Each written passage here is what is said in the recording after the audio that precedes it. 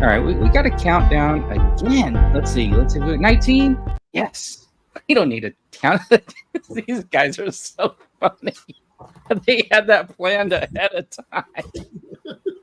You guys are nuts. And John's not even going to come back. Maybe he lost the signal. Anyways, everybody, welcome to the Toy Duo. We're coming to you every Saturday at noon. Maybe sometimes we change the time just to throw people off. But anyways, today we're going to be talking about action figures, toys, collecting, maybe some other stuff, and just see what's going on.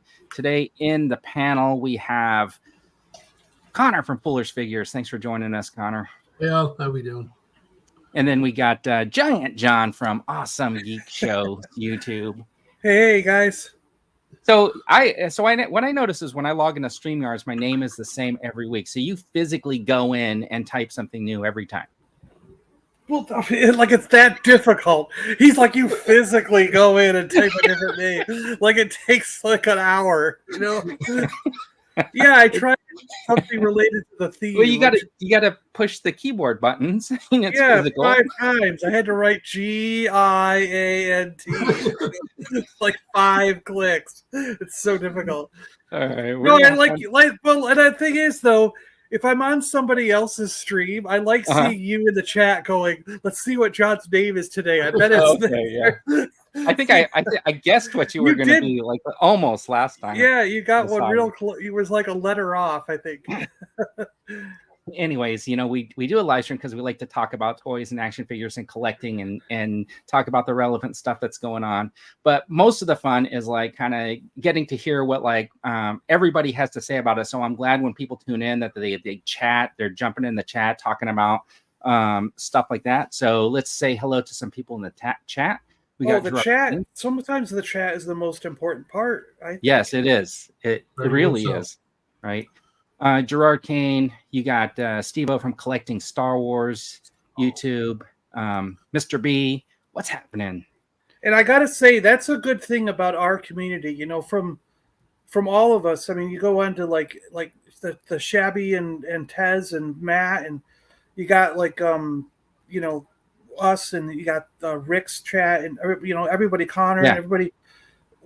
This whole group, this whole community acknowledges the chat. Yes. You go on a lot of other streams outside our group, and there's some that never put a single thing from the chat up. Yeah, it's crazy, right? I've been in other streams and and I thought that was a pretty good comment, but nope. Yeah, and you're like, why? At least just acknowledge the chat once in a while. They gonna saying hello. You got Sunny Sundries waking up early just to join us here on the Toy Duo. We really appreciate it. Nice, Sunny. You got Gap After Dark joining us. Hey, Gap. Jonathan Redmond, don't worry, we got your Super 7 update this week. We know that. Look at that. Ramen Toys has joined us. It's 3 a.m. Hey, Ramen. But he says why not tune in? Now Ramen does the those cool Centurion guys, right? Well, they're not the not Centurion. They're not guys. Centurions, yeah. They're not Centurions. They just speaking of that, let me just show this before we get back to the chat. I was just looking at this. I got an email and I thought this was kind of cool. You guys are into Mask, right? Oh yeah. Yeah, they got this back up on their site right now. This is the the Gull Wing. Yeah. Cool. Oh, I saw a review from you had him as a guest here a couple of weeks ago. Saturday Morning Cartoons. Oh, okay, Mark. Yeah, over at Saturday Morning. He's a good guy. I've watched this. The Gull Wing. He really good video and really digs down into the sort of comparisons between this and the vintage one he had as a kid. And really, I'd like to get a sticker sheet for this, though. I'd have to get a sticker sheet. Yeah. So, I mean, that's up now. Looked pretty cool. I mean, I saw it, went back up there, and I was like, oh, I got to share that.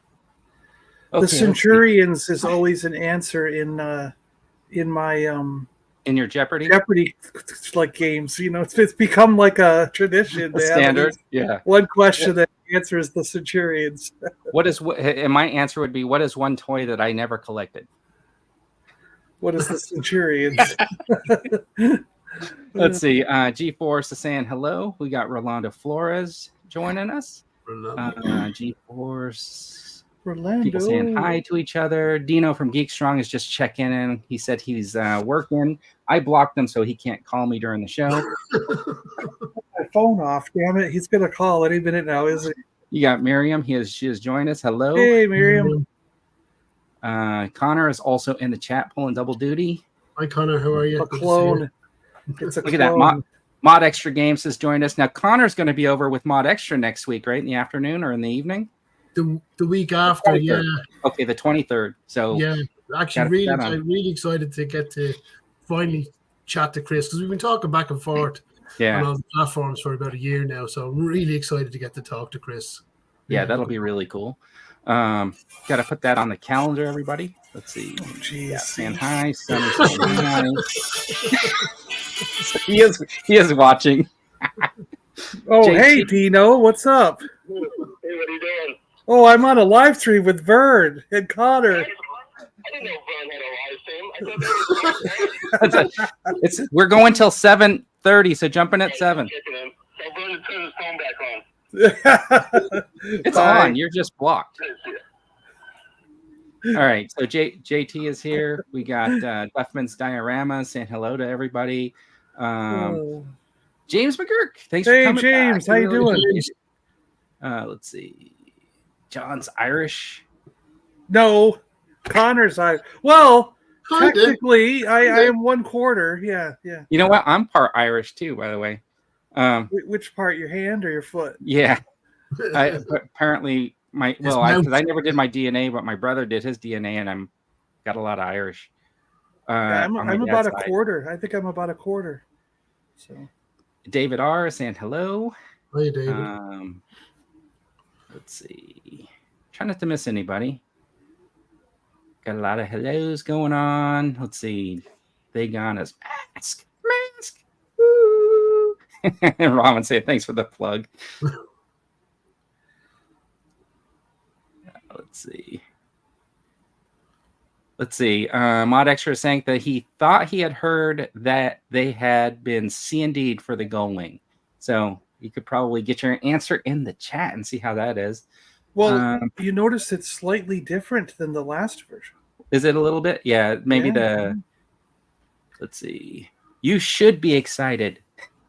He's telling you, Connor, you should be excited. Don't doubt it for a minute. Let's see, not sure what country Mod Extra is from, but Connor has a tick accent. It's not a typo. He doesn't pronounce his H's.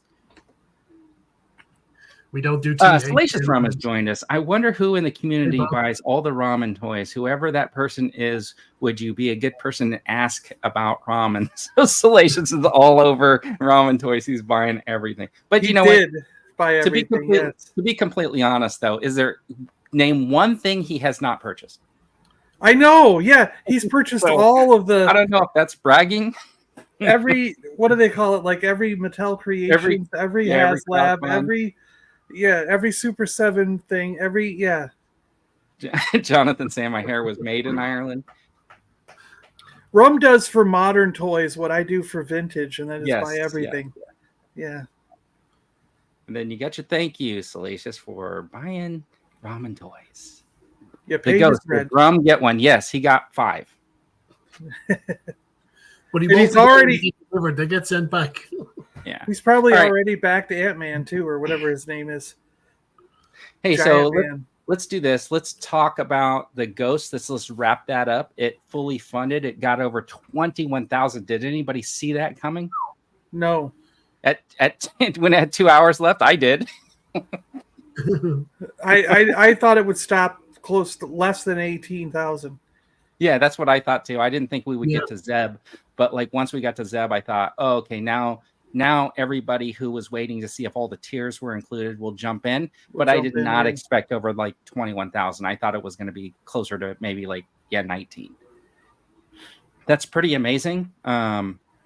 It's awesome. I think it's really good for Star Wars. Yeah, it's great. Yeah. I wish I had the money when this. If I didn't buy the couch, I could have bought this, but we needed a new couch. So yeah, that's a cool $2 million for Hasbro.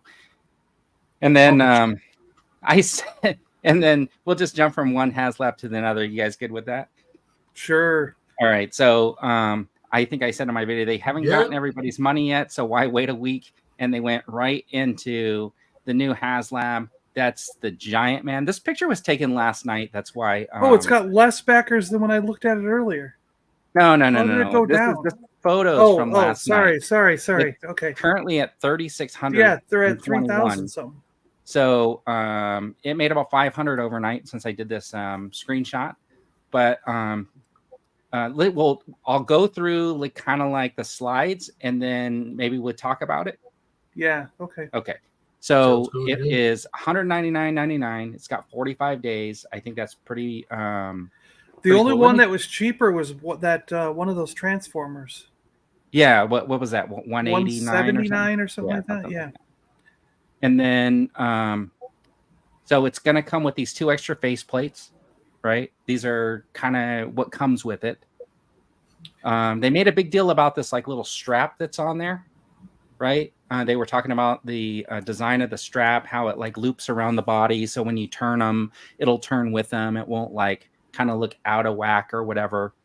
And I was thinking to myself, like, I'm hoping that like design idea makes it down into like the 6-inch scale. Yeah. Because there's so many figures that have like those designs, but when you move them, they just kind of look weird, right? So they pretty much have to stand there. Now you're talking about the black strap. Yeah, the black strap. They were talking about that articulation. Let's see. Now, how do these faces? I was very confused because I was like, the eyes are behind the mask. So how? This is what I'm imagining, John. I'm imagining behind the eyes, there's some space. And what you do is you push on the eyes, and then the face tilts like this. And then you pull it out through the bottom of the cowl. Okay. And then you stick it up, and then you push the chin in, and then it locks into place. Gotcha. That's my guess. Because it doesn't go. And I know that the antenna pop out. I saw that. Yeah. So, but it would have been nice if they would have showed it, right? But I'm guessing on the prototype, they're probably all glued in so they don't fall out in the middle of the live stream. Okay. All right, that's my guess. Let's see. With the Ghost aired on Ahsoka. Oh yeah, so it did show up in last week's episode of Ahsoka, but they didn't like necessarily highlight it. It just flew around, right? It didn't get into an aerial combat or anything really. Yeah. So I mean, Giant Man looks sexy. I still think the lack of ratchets in the limbs is going to cause problems. So Jonathan, they did tweet out today. Dan Yoon tweeted out today that Dwight said that they didn't mention that the arms, the elbows, and the knees are going to have the same ratcheting system that the Galactus has. So the joints will be ratcheted. That's good to know then. Yeah, it was a tweet. I think I might have retweeted him. Giant Man, I have to be honest, I never heard of him. Is he a good Leor or a baddie? He's a good guy. He's one of the Avengers. Clear back painted eyes will be interesting. Yeah, the faces I think look really cool in a way. Yeah. That scale though as well. The clear paint on the eyes. They couldn't do it. They wouldn't make to do that at 6-inch, but certainly at that size, they could do the clear paint. I think it would look really good on the figure. Yeah. Yeah. Okay, Ryan from Hasbro IMO should have announced the price as a starting with 2 and then went to say $199 instead of what he did, which was to say the price starts with 1 and then added 9. Yeah, so it's almost $200. I call it $200. Giant Man is the alias used by several superheroes appearing in American comic books published by Marvel. Okay. I can't show the prototype because the prototype is hard. For that face swap to happen, it has to be soft material. Injection PVC. Okay. So, see, and now you're hearing about like why they're not showing that. Okay, so Hank Pym. It's nice to have a toy manufacturer in the chat. Yep, I agree with that. Yep. Good point, G. They gone is saying, pass. I mean, come on, where are you putting this? Maybe it's just a set of heads you could put on your desk. Oh, he's making fun of me because I wanted heads. But anyway, so it is 24 inches tall. So you can see your 6-inch figure basically will come up to the knee. And what I did here is I put my Lidine or my Radine right next to my Sentinel so that you can see the size difference between the Sentinel and the Shogun Warrior. This is 24 inches. So it doesn't come up to necessarily the neck or the lower part of the chin on the Sentinel because he's supposed to be 30. So that's the height difference that you're getting. So Giant Man will be this tall. Like his head will probably be up here. Right? So he is scaled wise a little bit scaling smaller than the Sentinel. So and Galactus was how tall? 30. Was he 30? 34 or something like that. So he's a little bit tall. I didn't have room here, or I would have put Galactus up there. But that's about the height difference on that. And then you got the tiers. So for $199, you get the Giant Man. You get those 2 extra faces. Then at 12,000 backers, another $400,000 towards their campaign. You get a faceplate and antenna of a zombie. And I did that video yesterday, and a lot of the comments that I had just to kind of get going was like, why would you put a zombie face on the Giant Man where his uniform is perfectly good? There's nothing zombie about the rest of the figure, right? So those were some of the comments. And then at 14, well, you get different antenna. Okay.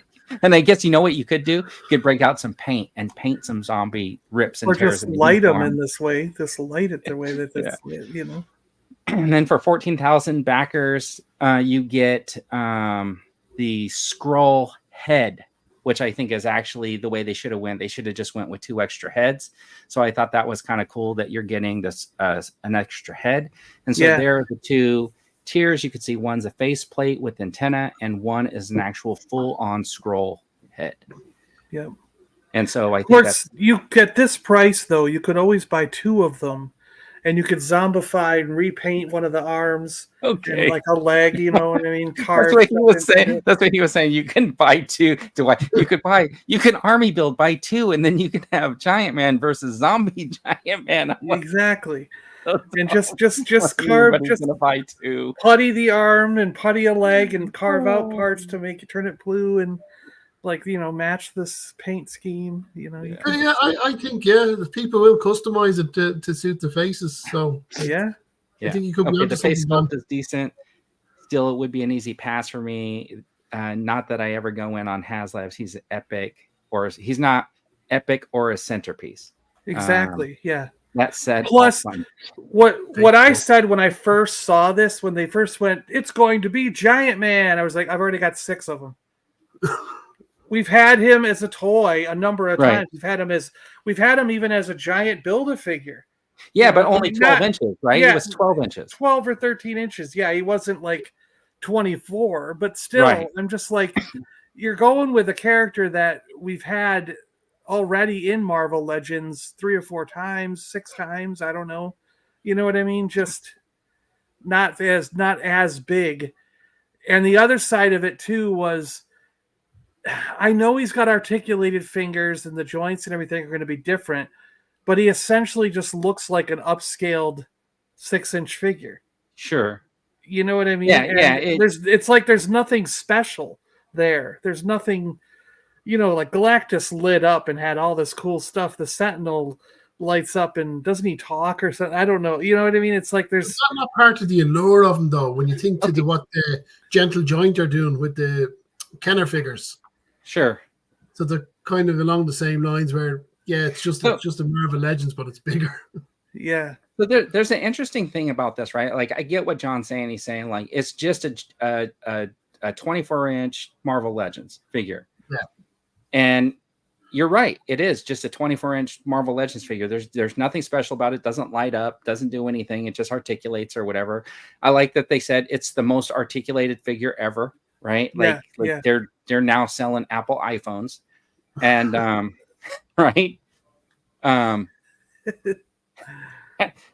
But in the same respect, like there's companies making like this Shogun Warrior size figures, Shogun Warrior style figures, He-Man and Skeletor, and they're selling them for what, like $300 or $250. Yeah, and people are buying them, and they literally have 5 points of articulation to them. There are, yeah, you're right. So, I mean, when you put that into perspective and say, okay. Well, it's worth the $200. I'm glad the price tag is where it is. Yeah. I think my other like shock about this one was that for a price point of only $200, they set the target at $10,000. Yes. I would have put the target at $5,000. because because they don't really need to make that much money just to no, not really. Yeah. It doesn't look like it to me, you know. Yeah, I would have been generous and just said, let's make the target 5,000, 6,000, something like that. Make it be generous with this one, and sell it for $200, and you know, and then set the goals. You could have had the goals 2,000 apart if you wanted to, you know, 8,000. To me, they could have did limited retail run. That too, you know, right at $200 at this price, yeah. I mean, it's not, to me, it's okay. It's cool. I think it's cool. I like the idea of having like a 24-inch figure that's got the it looks like it's going to have the articulation of a 6-inch figure. I can imagine a little more even though. How you would pose it. These guys are the previous Galactus and this guy. They're good, but they're not great. But this guy's got the butterflies, right? It looks like he's carried over a lot of the articulation from the 6-inch figure. Yeah. So to me, that is cool. The price, I think, is okay, right? It's pretty good. I think the price point now. So not a Marvel Legends collector by any means, so my word doesn't have much sway. But I think the price point is very reasonable considering that you're paying $30 for a normal 6-inch Marvel Legends. So this is something special. It's bigger. I think $200 is fair, reasonable. But I think that speaks volumes in itself because I have a feeling they just went for a safe bet here. They played a safe card as opposed to a normal HASLAB wild card. After the failure of the Hell Charger, I think they were looking for a win. So they went with something, affordable and then low obtainable targets for it as well. And I can't help but think they sat down in the boardroom somewhere and went, well, the Sentinel backed and Galactus backed. We need another big figure. And this is what they came up with.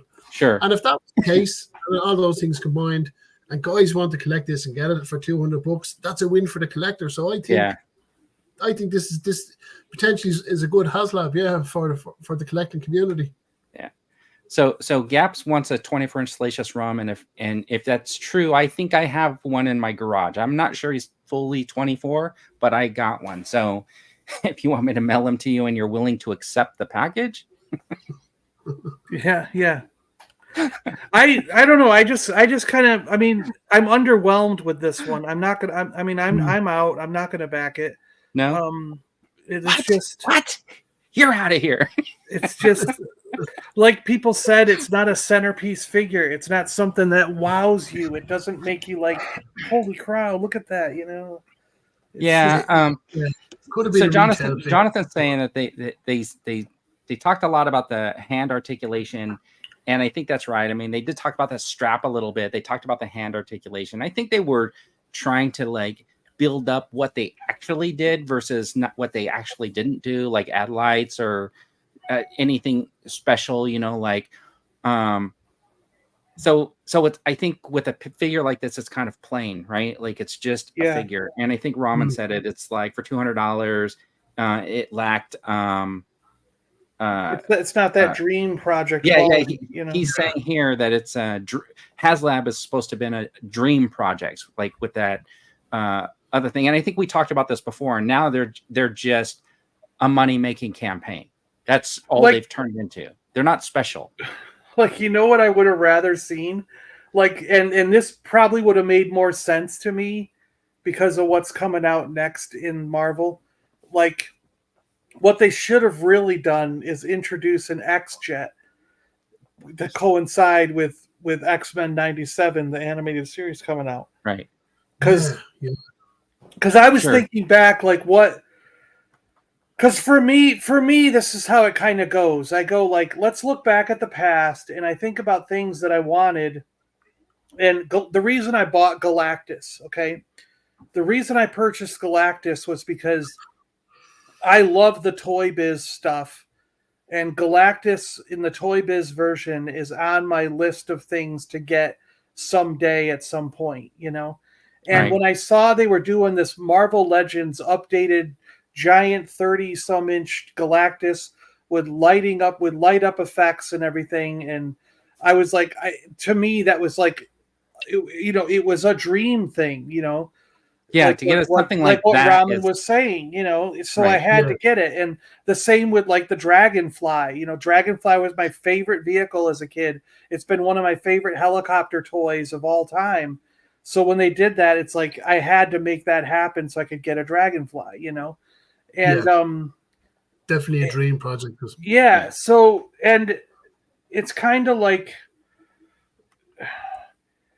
the it's like a Fin Fang Foom. I'd like there to be a new Fin Fang. He would have been a better one than this if they made a new Fin Fang Foom. Yeah. No, I totally agree with you. But Ramen's saying like unicorn is a dream, right? Like but it's like what do you say? It feels like they needed to do a HASLAB, and that's what it's turned into almost every year, right? These teams are required to do a HASLAB, so they got to come up with something. Yeah, and they can't. But I just think that the X Jet would have been better. You know what I mean? Like a 6-inch scale to go with their Legends. That would have just been ridiculous, right? Because of the size, but it would have been awesome. Yeah, yeah. But how much would it have been? Oh, it probably would have been $600. Yeah, yeah. Is it the case though as well? Seeing that the HASLAB has just finished up for the Ghost, or coming to an end for the Ghost, isn't that a bit predatory? Running another HASLAB straight away off the back of it, I totally agree with you, Connor, because it was not just one; it's 3 HASLABs in a row. Yeah, right. You had Gijoe, then you had the Star Wars, and now you have this one, and that as soon as this one ends, there's another one in the works. Whether it's going to be like another Ghostbusters or another, or maybe it'll be something else. Who knows? Like, maybe Power Rangers or something like that. Yeah. Because I've been watching, so they keep having these live stream and announcements, and I know they all have different names, and PulseCon and what was the San Diego Comic-Con, but it seems to be, I won't say every month, but every sort of 2 months, there's a big fanfare announcement and a load of pre-orders rolled out. And you seem to always be sort of on the hook for a couple of $100 down the line for Hasbro. And they seem to turn and wheel constantly that we're on the hook for this stuff, and there's something coming down the line. Like this, I've heard talk now, there's a Gijoe stream coming at the end of this month where they're going to announce a bunch more figures, probably this guy who they haven't even announced yet, right? They just rolled them out. So I just didn't like the timing of it. I just thought it was sort of, like I said, a little bit predatory the way they're doing it. They're not giving collectors sort of a chance to breed. And here's my thought on that. I mean, because like in the past, the reason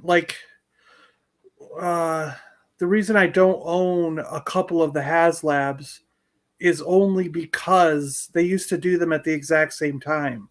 Yes, like when they did Galactus, they also had that other one for Star Wars or something running, and I had to choose between the two.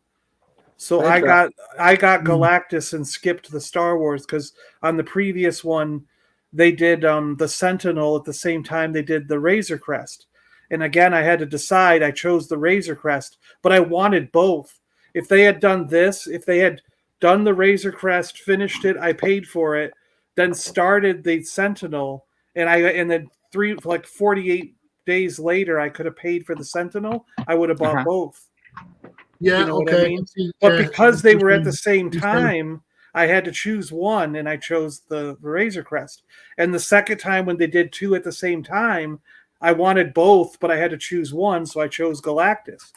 But if they had staggered them like they did with this and the the Ghost, they didn't do them at the exact same time. They sort of staggered them here. There's room for someone to actually get both if they really want them, Yeah. Yeah, I can see the sense in that. It is really close for some collectors, but there's still a little bit of room. Same week. All right, so Ways of the Sith has jumped in. We're right in the middle of talking about the HASLAB, which we already know your opinion. You've been pretty vocal about it on social media. Not interested at all, apparently. Everybody in the chat has jumped in to try to convince you to back it. Yeah, they've been saying we got to get Waze in on this. I think everybody's universally like, this is the greatest HASLAB since sliced bread. Really? See, like, I'm not getting that out of this. I'm getting. I'm just kidding. Waze, we're messing with you. I'm getting like you can buy the scroll version of Giant Man now, the Goliath version, the Black Goliath version, like all the other versions of Goliath and or Giant Man, whatever, for 10 times cheaper than this. So like, I get it, it's bigger and it's like a movable figure, but I mean, that's what I was trying to say too, Waze. I was like, we already got this figure 6 times over. Why do we need to get the problem with it? The problem with like those ones, right? Like, so if you think about it, like the Giant Man is usually like probably about the size of the 12-inch, right? If you scale him, he's usually about double, and we don't really see him that often. Super gigantic, where he's like building size or whatever. Yeah. So I get it. In the same respect, like value and stuff like that. Yeah. No, I get that. I'm just. For me, it's just like, all right, like another one people already have in their collection. But with that said, is like, I have like a giant Sentinel, I have a Galactus. It would be cool to have like a giant hero that I could pose next to him, like in like some sort of a battle or something like that. But with this HASLAB, I wish that I'm glad that one I'm going to say I'm glad they didn't put any figures in this as tiers, because there are so many Avengers that could have easily been locked behind a tier that you would never get to see if this thing doesn't run. So I am glad about that. The second thing, it was going to be like the small Ant-Man, middle-sized Ant-Man. You know, like that would have been so awesome. But with this HASLAB, I think that like the two tiers could have literally been one tier, since it's a faceplate and an extra head. And then maybe what they could have done was maybe some type of like a big building, like plastic back piece that just attaches to the back of your shelf or whatever, to make it look like he's standing in front of a building. I mean, because we got all those awesome like photography shots from shooting the Galaxy. But I mean, unless you're building your own or somebody makes like a diorama that's that big, right? There's no way to like pose this guy in that type of a setting. So one tier could have been like just the plastic front of a building that looked back, like, like something like his height. Totally afraid though after the kickback from the Rancor HASLAB, where they had the cardboard backdrop and everyone was up in arms over that. How was that a tier? So and I'm not throwing anything out there like suggesting that if there's a toy company making injection molding backgrounds, that like a 24-inch size building would be super cool as a background piece. See, I think I would have went the other direction. I would have made two buildings that are kind of bent over to be in the front of him. Oh, where he's put his hands on it like he's bending the buildings over and peeking through, and they're curved, and then he could say, "Now this is a knife." And then isn't that the movie poster for Crocodile Dundee? I think it is. You're right. or you like have it so that he could step through them. You know what I mean? He's stepping through and pushing one to the side.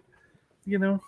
Yeah. Okay, so based on your suggestion, John, what if this was a $300 HASLAB and came with some sort of molded plastic diorama piece that he could sort of be standing on?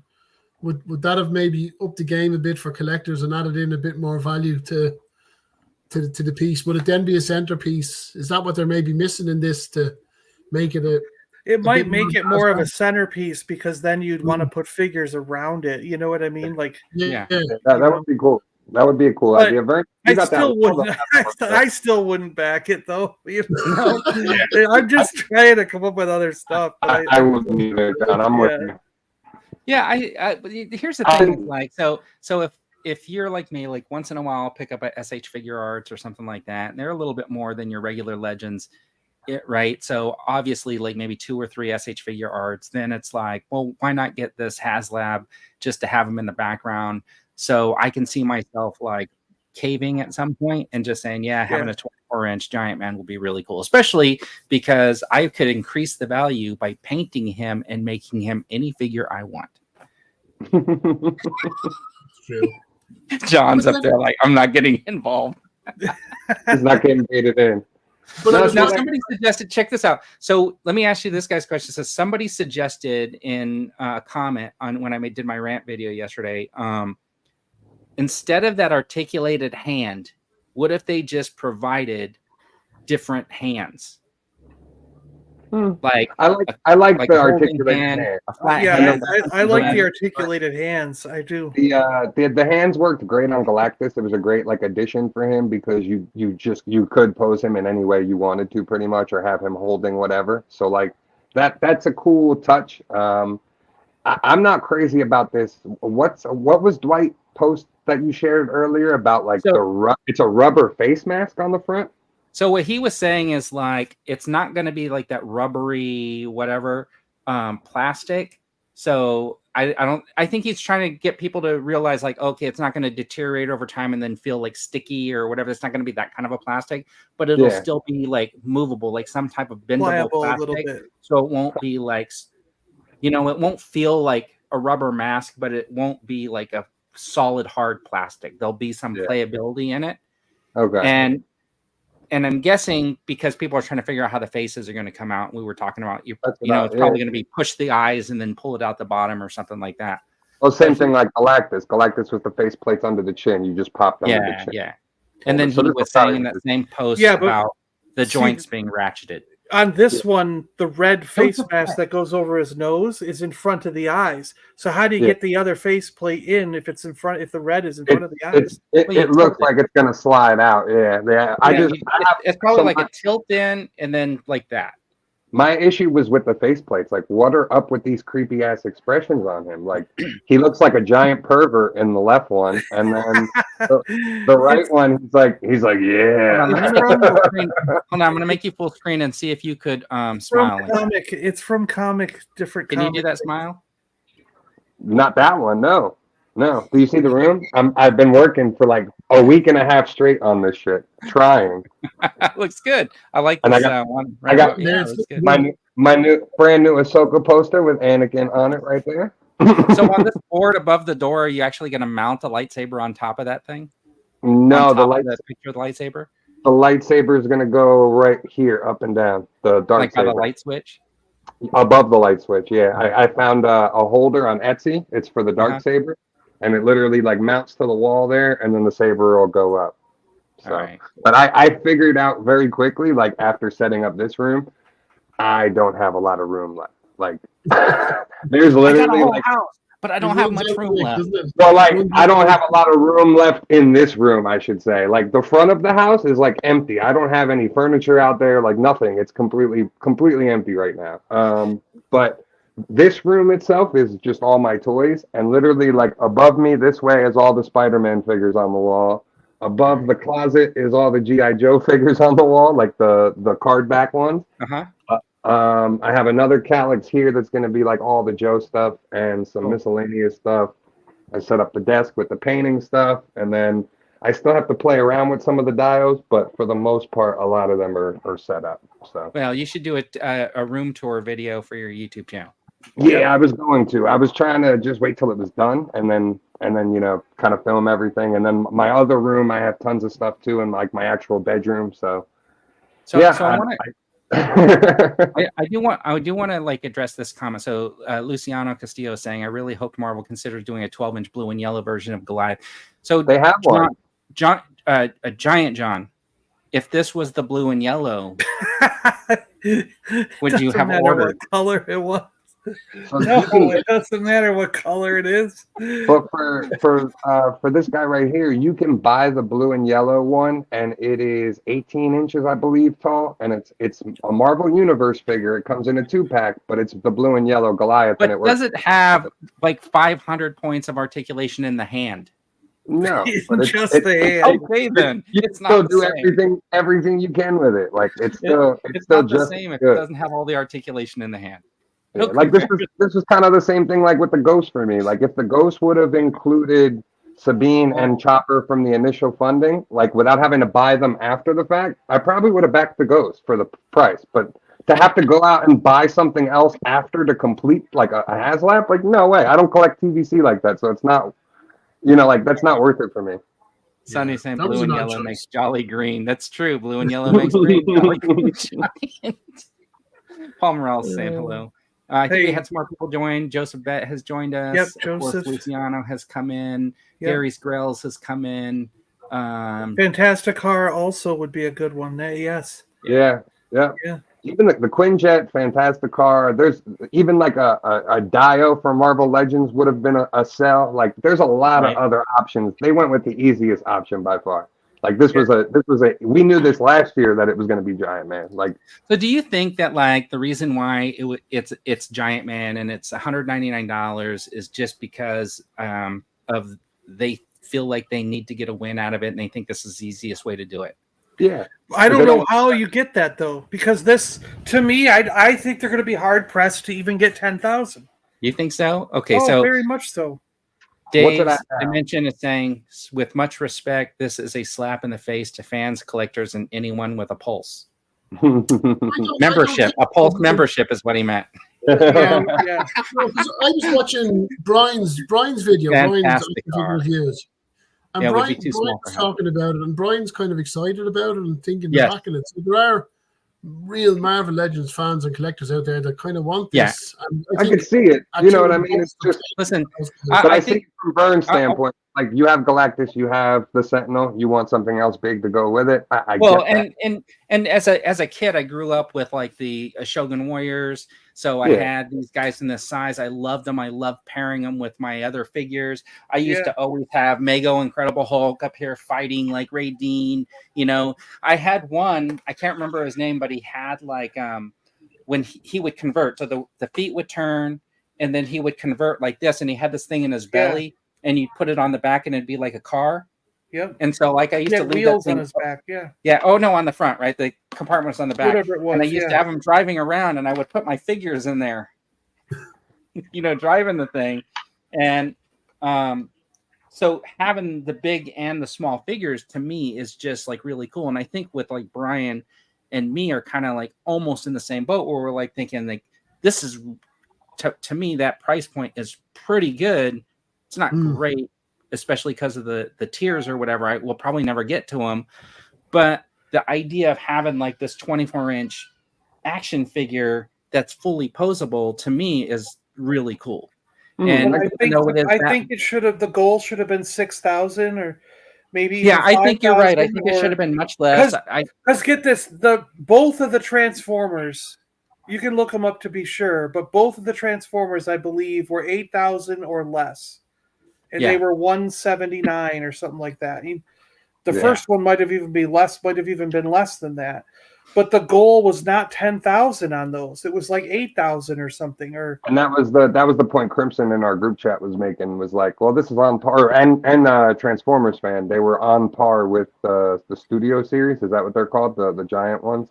Yeah. Yeah. Can you imagine? So let's go with JT. When Ghostbusters comes out, right? Yeah. With a 24-inch Stay Puft Marshmallow Man, would you pay $199 for it? Not $199 for it. I'd be interested in it though. Hold on, John. No, I don't collect Ghostbusters. Okay, so you don't collect Ghostbusters. Okay, Dave's Dimensions. Oh, Dave, yeah. Dave would, yeah. So somebody pointed out, I did do a photo on Twitter where I kind of put the giant the scroll head on my Galactus because it looked like that little peg might be very similar, which would be conducive to a head swap. And somebody pointed out because of the size. Because of the size difference of the figures, it would be a little bit off. So I did put the Sentinel head on my Galactus, and you can see that it's much smaller, but looks okay. But the Giant Man head will be a lot smaller. Yep. Already looking into this. Yes, Dave, I'm already thinking about it. Marvel Comics doesn't lend itself to mechanical engineering toys like G.I. Joe and Star Wars. They're grasping for $200 projects. That's Curtis Langford just joined us. I think Curtis is the first time you come on to the Toy Duo. So compare this with the G.I. Joe offering. What was that? $275, right? Right. $250. I Which one? don't remember now. Don't remind me. I think it was 275 in euro. I could be Okay, wrong. so you got Yeah. you got a 3-foot helicopter with all those blast effects, a stand, a figure that came with it that hasn't been released yet, and then 3 tiers that were all pretty much solid tiers. So, to me, it's not a comparison. It's not. I'm wondering if hold on. I'm wondering if there's a $200 Stay Puft Marshmallow Man that's coming out. Okay, hold on. I get what you're saying. Blast effects and all. Yeah.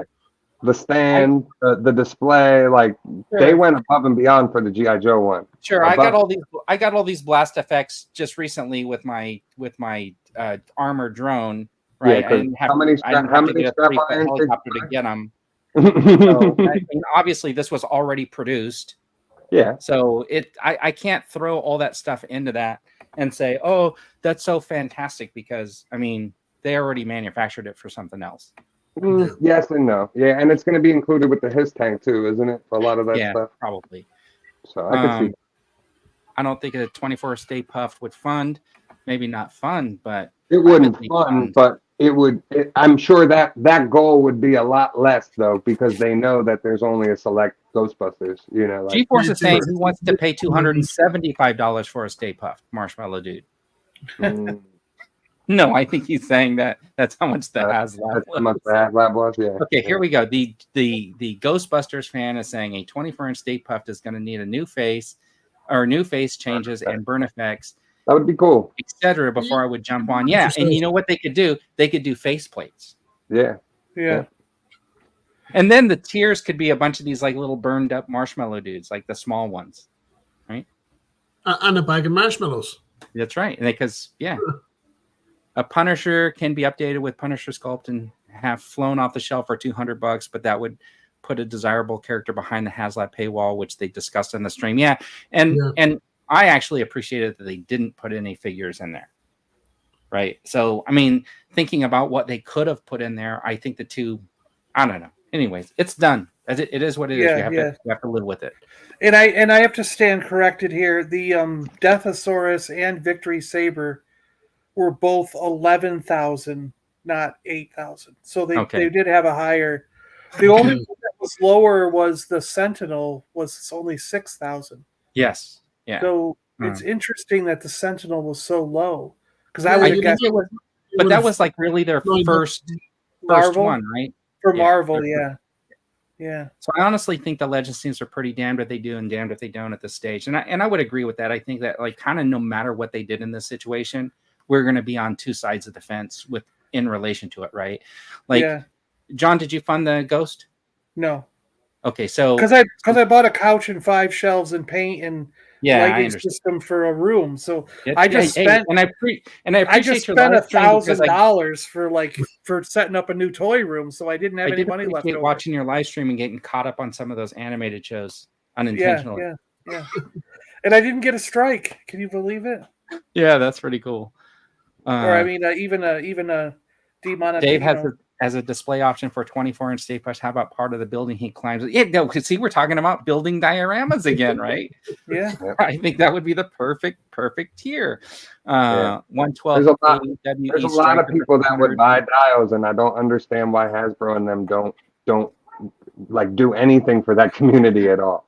Well, what the problem is because it's because during Solo, the Star Wars movie Solo, they came out with a number of what you would call diorama play sets that were just basically cardboard backdrops with plastic shelves that could lock on to the cardboard to give different levels for your characters to play on.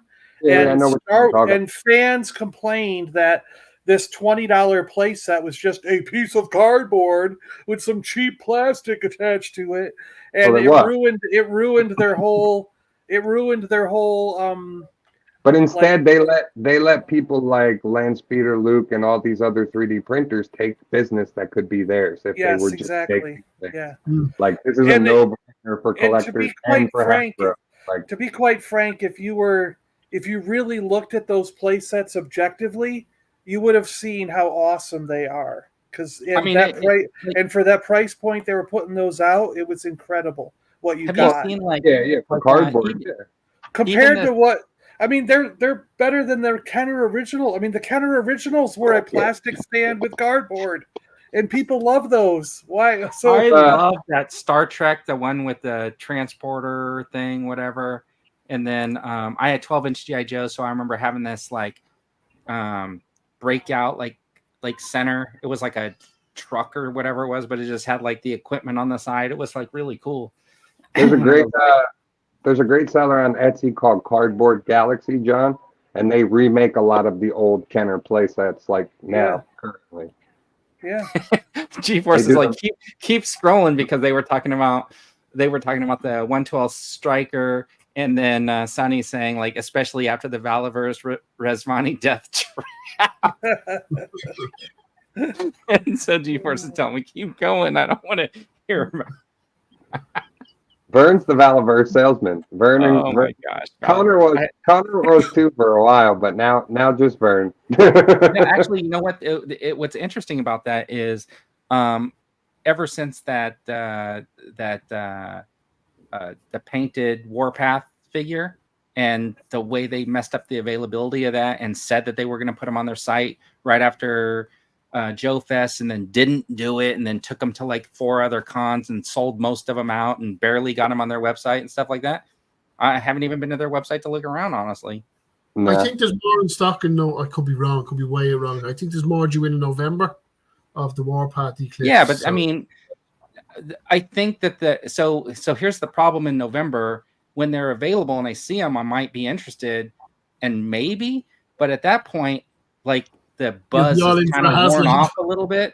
The fancy for me has sort of like worn off, and I'm kind of like, well, I don't know. I'm on to other things at this point, you know. And do I need that to go back and fill in to the collection now? I don't know. Well, I'll have to see if I see it, right? Like if I see it, it's available, maybe.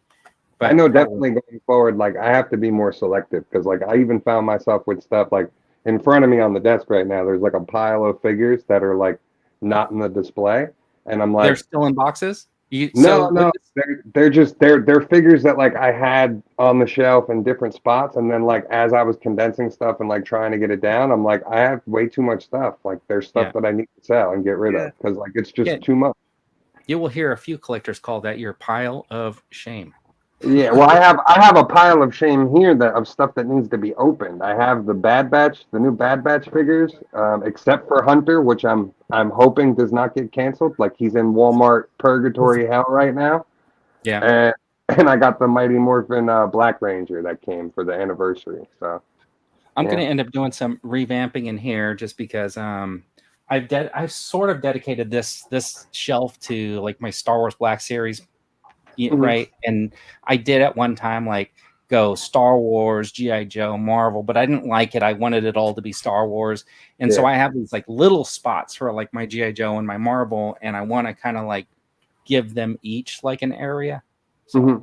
That's what I'm trying to do. So like the shelf behind me is all Black Series, then the shelf next to me is gonna be mostly Joe's and like a couple odd things because like I have the 2 boats and everything. Fuck you, Jonah.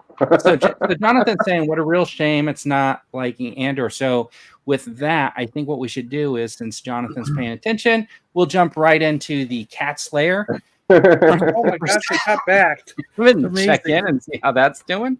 I know you so last week you had bought 3,309 of them, and this week, as an update, you looks like you bought almost 51 more. So, and when's this run to? What? When's this run to? 9 days left. Yeah, it's September 17th. And it's already it already got its first. It's already fully back though, right? And then it's fully backed. It hasn't reached its first tier, which is like Lionel's glove or something like that, and like a magic sword, or I can't even remember what the tiers are at this point. I don't think it needs to hit the tiers though. I think like this is, if you're buying this, you're buying this for this. Like this is just one of those things that like this is going for your collection, and this is like must have. I just still could not wrap my head around a $650 price tag. I'm sorry. It just could not do it. What I would do is the 4 interest-free installments of $58.67 because that doesn't equal $650. That equals $200. So I wouldn't pay the whole $650. I'd just say I'm going to do the 4 interest-free installments of $60 each. That's less. I'm gonna look into that option now that you pointed it out. I'm just like, wait a minute, that doesn't add up. Like, oh my gosh, that's wait till you see the terms. The interest is a killer. All right, so before we do the reveals and stuff like that, okay, so this was so is this like a crowd fund? Let me ask you a question. Do you guys know, is this like some sort of a crowd fund, and where do you sign up? It was made to order, and you had to order it on NECA. And I believe if it didn't close already, it closes this week. Okay, because I didn't find anything. There was no way for me to see like numbers or anything like that. It's only there's no like numbers or like funding for it. It's just made to order. It's like $300 flat for this, and that's it. Jonathan saying the Cat Slayer is awesome, especially if Valaverse made it. He knows I would be lining up for it. I like Thundercats, but felt this was ridiculous. So what I wanted to show along with this is because I know Ramen Toys is in here. I'm going to show this is what he's projecting will be their sewer system, which I don't know. That other one's got a very different comic look to it. This is to the tune. This is more. Ramen's doing something that we can all buy and use for anything. But this is really cool. I mean, and if that could get built up and you add on additional layers to that, like fire escape, and then goes up. Can you imagine having this as like a display piece? That would be awesome. That would be super cool. That looks fantastic. If that just was good, like just this alone would be great. Like I would buy this for GI Joe in a heartbeat. Right.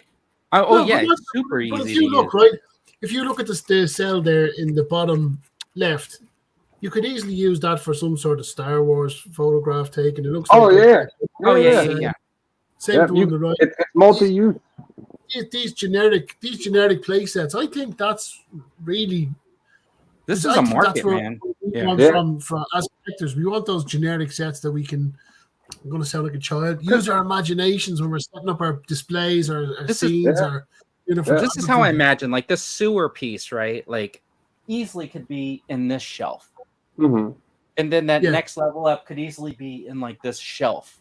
Yeah, you know what I mean, and then so on and so on. I just think it looks cool. I think G-Force is like it's hot. Jonathan saying this is way better. You got G-Force is still going to make his sewer set and tell us how much it costs. He's going to make his crap. Like I totally get the NECA one. The NECA one is great if you're a Turtles fan. You have the Toon building that goes with it. It totally makes 100% sense to have all that. Right. But I don't know, man. $300 for that. Like the building itself is only $120. So like to me, that was the big disparaging thing of like I can buy the 3-story building for $120, or I can buy just the sword diorama for $300. Like, so I have the NECA building set. Okay. And I think it was close to 150, maybe 170 euro when I got it. I'm not defending and this. I'm trying to play devil's advocate, but if you look at the sewer set. It has all those NECA paint apps in it. Looks like it's in the cartoon. It's limited, right? The building set is very basic. It's very bland, basic. But you can see there's a little more. There's a little more in that, and I know 300 is a lot of money, but I can see where some of the value might be in it. But I could take that NECA set and increase the value of it by painting it up after I got it. Look at John. I just trying to get his attention. I got something. See, this is what G-Force is making his out of. I have 6 of these giant foam blocks that came out of the furniture we just material. built. And, are you saving that stuff now? Or are you mailing it off to I'm mailing it to G-Force. A whole pile of them over there. Oh, so his is going to be like really. Yes, really this is what G-Force is going to make him out of. He's going to carve it out of this. Triggered Giant John, yeah. Yeah. Okay, so anyways, this week we're gonna do the shout out of the week. If you're not following Leanne Hobbs over on Instagram, Oh, yeah, she's doing you got a Leanne's really great. awesome Awesome gallery. I'm sorry? No, Leanne, she's an awesome gallery. She does great work. Yeah, she's great. So go over there and give it a follow. You'll get like treated to some daily photos in your stream. That looks pretty cool. I like the water coming up on that. Yeah. It's almost It's like awesome that it's saran wrap. I'm like, what the heck? How'd you do that? yeah. It's almost like this picture almost makes him look like he's like Aquaman or something. Yeah. Well, Shipwreck was like Aquaman. Shipwreck is cooler than Aquaman. And Yeah, then really got good. this one. I like this like Matrix bazooka. style. Yeah. This is cool. Who made that coat for Scrap? I have no idea. I'd have to find out. You probably pick that up on. Can probably pick something like that up off of eBay or something, right? Yeah. Yeah, PSP lot or whatever. Building, yeah. JT, you can't beat building your own dioramas. Duffman Dioramas is in here. He does some really good stuff too. Yeah. Look at that. This was like probably one of my favorite ones when I saw it. I was like, man, this one's really cool. Really cool. Is that why you bought so many scrap irons? You had to buy Come on. All right, that's it. So does she have the HASLAB Dragonfly early? I saw it in the background there. No, I think that was probably just a Photoshop, John, or like something like maybe there was some image and it was probably on a TV. Now, have you seen some of these photographers? What they do is they build like a platform in front of their TV. They put some foreground stuff. They put their figure, and then they have like an image on the screen in the background, and that's like the background. So they don't have to Photoshop afterwards. So, Vern, I gotta ask, this week's Ahsoka, did you have questions? Since Eric answered you last week, I'll answer this week. I have a question. Can anyone tell me when Sabine was looking through her bag if there was anything actually in the bag? It looked like she was just doing this, and there was like nothing moving around in there. That's called acting. Like, this is the most ridiculous like prop setup ever. When she closed it, it was completely flat. Like there was maybe could have been a piece of paper in there. Well, she had emptied out her bag again with all of this stuff that was in there. I'm like, it's a magic bag. No, it's because the last item was only this big. Have you ever had that moment where you're like, damn it, I know there's 50 cents in this bag, and you empty everything out of the bag, and you're looking around the empty bag for that 50 cents you know had to be in there, and you're just like, is it under a fold, or it's got to be in here somewhere? Did you see my TikTok that I did on the Ahsoka? No, I don't have TikTok. Yes, okay, yes, here. it is. You did. Let me just play it. Oh, you can't hear it. Never mind. 12. So I did the scene. And if you go to my TikTok, you can listen to it. And basically what I did was I did the voiceovers where she's like, where is that thing? I can't seem to find it. Then Ahsoka comes over. Is this it? And she goes, no, that's not it. Now leave me alone. I'm still trying to find something. Because after she gave it to her, she went back to looking in the bag. So obviously she was not looking for that clip the whole time. Because after she got it, she went back to look in the bag. I'm surprised though. Like that's your question. Like, you didn't have any question about magic bag.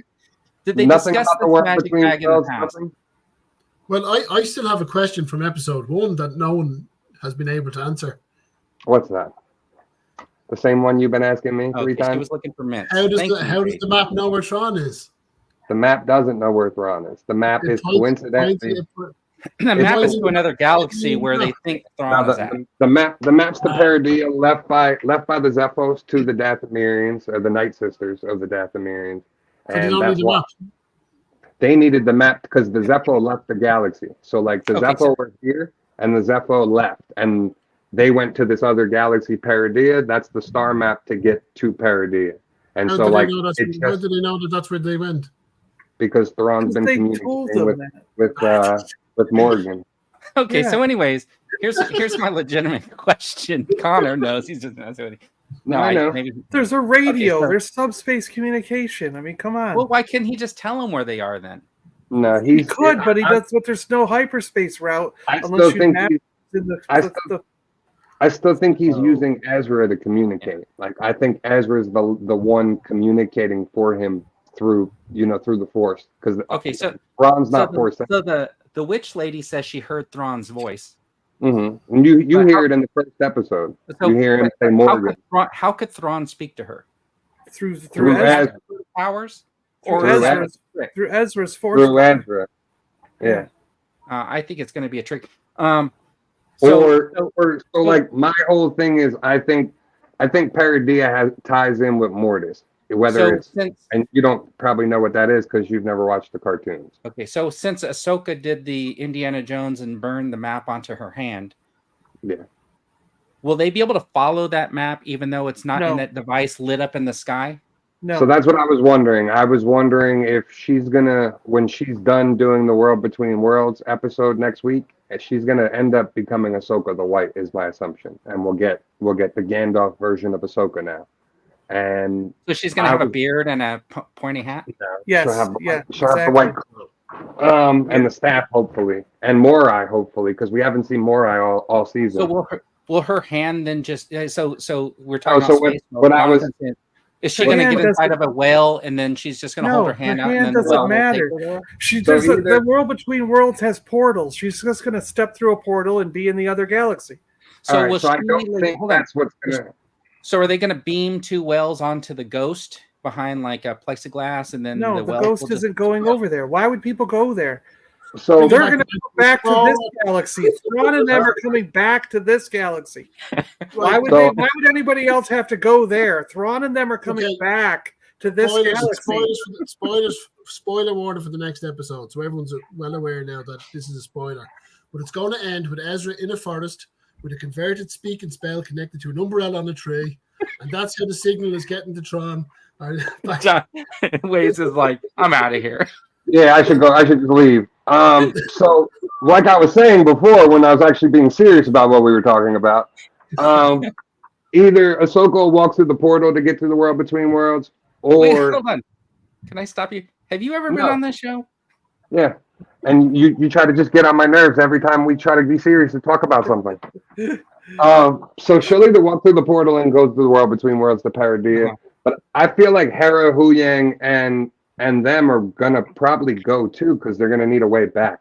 So I agree with you that the star map is burned on her hand, and that was my first instinct of like, she's got the map. But how will they follow it? That's my thing. I think because it was activated when she touched it, so because it was opened and it was already pinged of where they were going, they'll still be able to follow it. Plus, maybe a rough following, maybe like so. If my assumption is. But if my assumption is right of her becoming Ahsoka the White, she's going to be probably the most powerful Jedi we've ever seen in Star Wars. So it's going to be interesting to see, like, she probably will just be like, so in the Thrawn novels, it's called skywalking when you use the Force to navigate. So my assumption is I could see that transpiring as her just like zoning out in the Force and guiding Hera. Because even Jason at the end, like Jason... his Force igniting, obviously, right? Yeah, and mom, I have a bad feeling, and like, it's interesting. So Jonathan's saying the World Between Worlds better be a dream sequence. What'd you say, Connor? She wasn't in Last Jedi, so I think she dies in the end. Yeah, I don't only because she's in the voiceovers in the last one, Return. Rise of Skywalker. She's in dead. But it doesn't mean she's dead. Look, this is how the World Between Worlds works. It's a place where all moments in time intersect. So basically, when Rey's reaching out to the Force to ask for all the past Jedi, she's literally reaching out to the World Between Worlds, and that's where they're speaking to her from. Okay, so like for somebody without a backstory. Is that World Between Worlds similar to that thing that the Flash was running in? No, I think it's right now. Originally I thought it was a plot device to bring in time travel, but it's not time travel and multiple universes like a multiverse. But it's not. Now I see, since Anakin's there, I see that it's probably like where Force ghosts live. Well, So- it's where Filoni's that a word trick, on it. No, so Well, Filoni's Anakin word on it work- exactly. It's Is a he going to be place. Vader? It's a place where all things from the Force intersect. So it's a point in time. Everybody looks at time like a straight line, like everything runs concurrent. That's not how time works. Time works like an onion, where if you peel back layers, all these things are going on, coinciding in. So they got their time. Connor, for instance, like we're in the same time right now, but time-wise, it's different for him than it is for us. So, like, if you take that on a grander scale, and theoretically, time's not linear; it's an onion. So that's why. Your theory of time travel comes from Batman. Basically, the world between worlds per se would be the core of the onion, where everything is intersecting and happening at one time. So just like in if the Hera gets the ghost up to 88 miles an hour, she'd be able to go and rescue Ahsoka from the world between worlds. Yeah, only if they get struck by lightning. Oh, Yeah. No, I see. I don't. I think it is an intersection of time, but that's what Filoni said. that you have to learn. The Jedi to get there has to learn how to become a Force ghost to get there, and Ahsoka's the exception to the rule because she was pulled there while she was still alive. So I think that, it's essentially a place where because that's why no Sith can go there. You know what I mean? They had to be pulled there if they're going to go there. Palpatine never got to go there. He was stuck in a window. Remember, they closed it. But he was trying to get through. Yeah, he was trying to, but he didn't succeed. And where do you think Balin's trying to get to? Yeah, the world between worlds. They're going to try. Yes, yeah. But the thing is I think that Force Ghosts learn to get there. That's the whole thing. They can go there freely. I think that's the realm they're from. Yeah, like I think I agree with you there. Yeah, that's where they live. That's their origin point. Realm. Because all things are intersecting at one point. So like she could see all of them. She could see Qui-Gon. She could see Obi-Wan. She could see Padme in this whole thing. It's going to be very interesting to see what the next episode is, and especially the fact that it's all going to be shot in movies and be shown in movie theaters next week. Like, there's going to be some cool shit that we're going to see. Okay, and I think that they don't need to go. They don't need to go to Paradia or whatever. I think that they're just going to dock the Chimera to the space ring, and then they're going to fly back because the ultimate goal is to get Thrawn back in our galaxy or that doesn't do Star anything. Wars galaxy, so that he can reunite the Empire and go against the Republic as far as they know right now. So, but I think that Thrawn's going to come back and say, no, the New Republic has to join forces with us against this other enemy that could be coming from the other galaxy. I think they stay in Paradia, all of them. Nah, why would they? Why would they? Because it keeps them all off the board for the sequel trilogy. That's what you have to do at this point. You can't. You're going to leave them over there for 30 years doing nothing. It's ridiculous. Not nothing. I think that's where the whole movie takes place. I think that's where the Bandos go. I think that's where all of them go. No, they're coming back. So if your theory is that they're going to go to this alternate universe or this alternate galaxy, and that's where they're going to be during Rise of Skywalker and all that stuff, right? Yeah. So then you're saying Carson Teva is going to be over there also because he was that's the space battles, right? He's the one I've been trying to question because of the fact of like, all right, so if he's there with Hera and he goes with Hera on this journey, what's Mando doing? Because Mando's supposed to be getting orders from him. So like, is that how Mando and them get there too? Because they're going to get dragged into this. Maybe. And then I'm thinking to myself, like, eventually, because like, if we don't get Zeb there, he should have shown up in the last episode and been part of that. He should have. Right, that would have been a perfect way to get him in there. Yeah. But it may be that they have to go recruit some other people. And the reason why they don't just dismantle that ring right now is because they're going to know Sabine's there. So they're not going to leave her trapped, right, with them. So obviously, and Ezra, they need to find Ezra. Well, I mean, Ezra's still speculation at this point, and Ahsoka's ready to like cut them off for it. But I think since they have the way, because if they took down that ring, there shouldn't be a way for them to get back. No, well, the ring went with them. They are the ring. So like that's they locked onto it and went. Okay, I didn't know how that worked. Yeah, no, the whole ring, that's got all the engines on the outside for the hyperspace. So literally that whole ring went. But like John thought, theoretically they could dock the Chimera in the middle of that hyperspace ring, which they might do, but I don't think they're leaving that galaxy. So I missed that idea. I thought that it was designed to build the hyperspace lane entrance. No. The whole Like you see in other movies where it's like they that is go the up whole the portal shit. and then they launch through it and then they fly. Yeah. So No, that obviously whole ring is the ship itself. That's the eye of Sauron. So that because the ships themselves can't fly fast enough. No, because it's such a far distance away that they needed all these hyperspace engines attached to it. So the way they designed it was a hyperspace ring itself, so they could literally go at max speed to this other galaxy and get there. And that's what Balin's talking So about. how many ships can attach to this thing? We don't know yet. We don't know yet, and we're just John's theory is that the Chimera is going to dock in this hyperspace Star Destroyer. Yeah, a big ass Star Destroyer called the Chimera, which is his. But we don't really know because we don't know where they are or what they're doing in that other galaxy, and I think that's what plays into what's going to happen next. Because me, if you bring them back now, how are you going to explain that? They're fighting. That's pretty much the only way you're going to have to do it. Hold on. The way I explain it is exactly how I ignore the fact that they weren't around for A New Hope, Empire Strikes Back, and Return of the Jedi. They weren't. Yeah, because they just weren't part of that battle, because that all happened in like this sort of like small thing. Like the only place in this other trilogy that they potentially would have shown up, because Hera has basically like left the Rebel Alliance or whatever at this point. Because Hera was in all of that. Hera, like you have to look at Rogue One. She's there in Rogue One. Because these things were all confined, the only place they would have showed up is at the last fight scene in The Rise of Skywalker, which the ghost is in that final shot. So we don't know that they didn't show up for that. So they could have been there the whole time. So they might not be trapped over there, and they just weren't part of that story, which happened on another part of the galaxy or something, like, because it's confined to certain characters. That might have been them coming back too, for all we know what I mean. That might have been their way back, or that's Jason all grown up.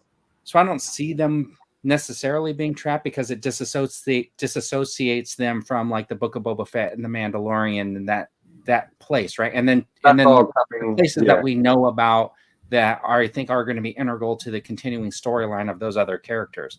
Mm-hmm. So with all that, I want to talk about the World Between Worlds, because at first I thought she woke up in a whale. I thought like one of those space whales grabbed her or something like that. And then I realized, okay, this is what these guys are, World Between Worlds.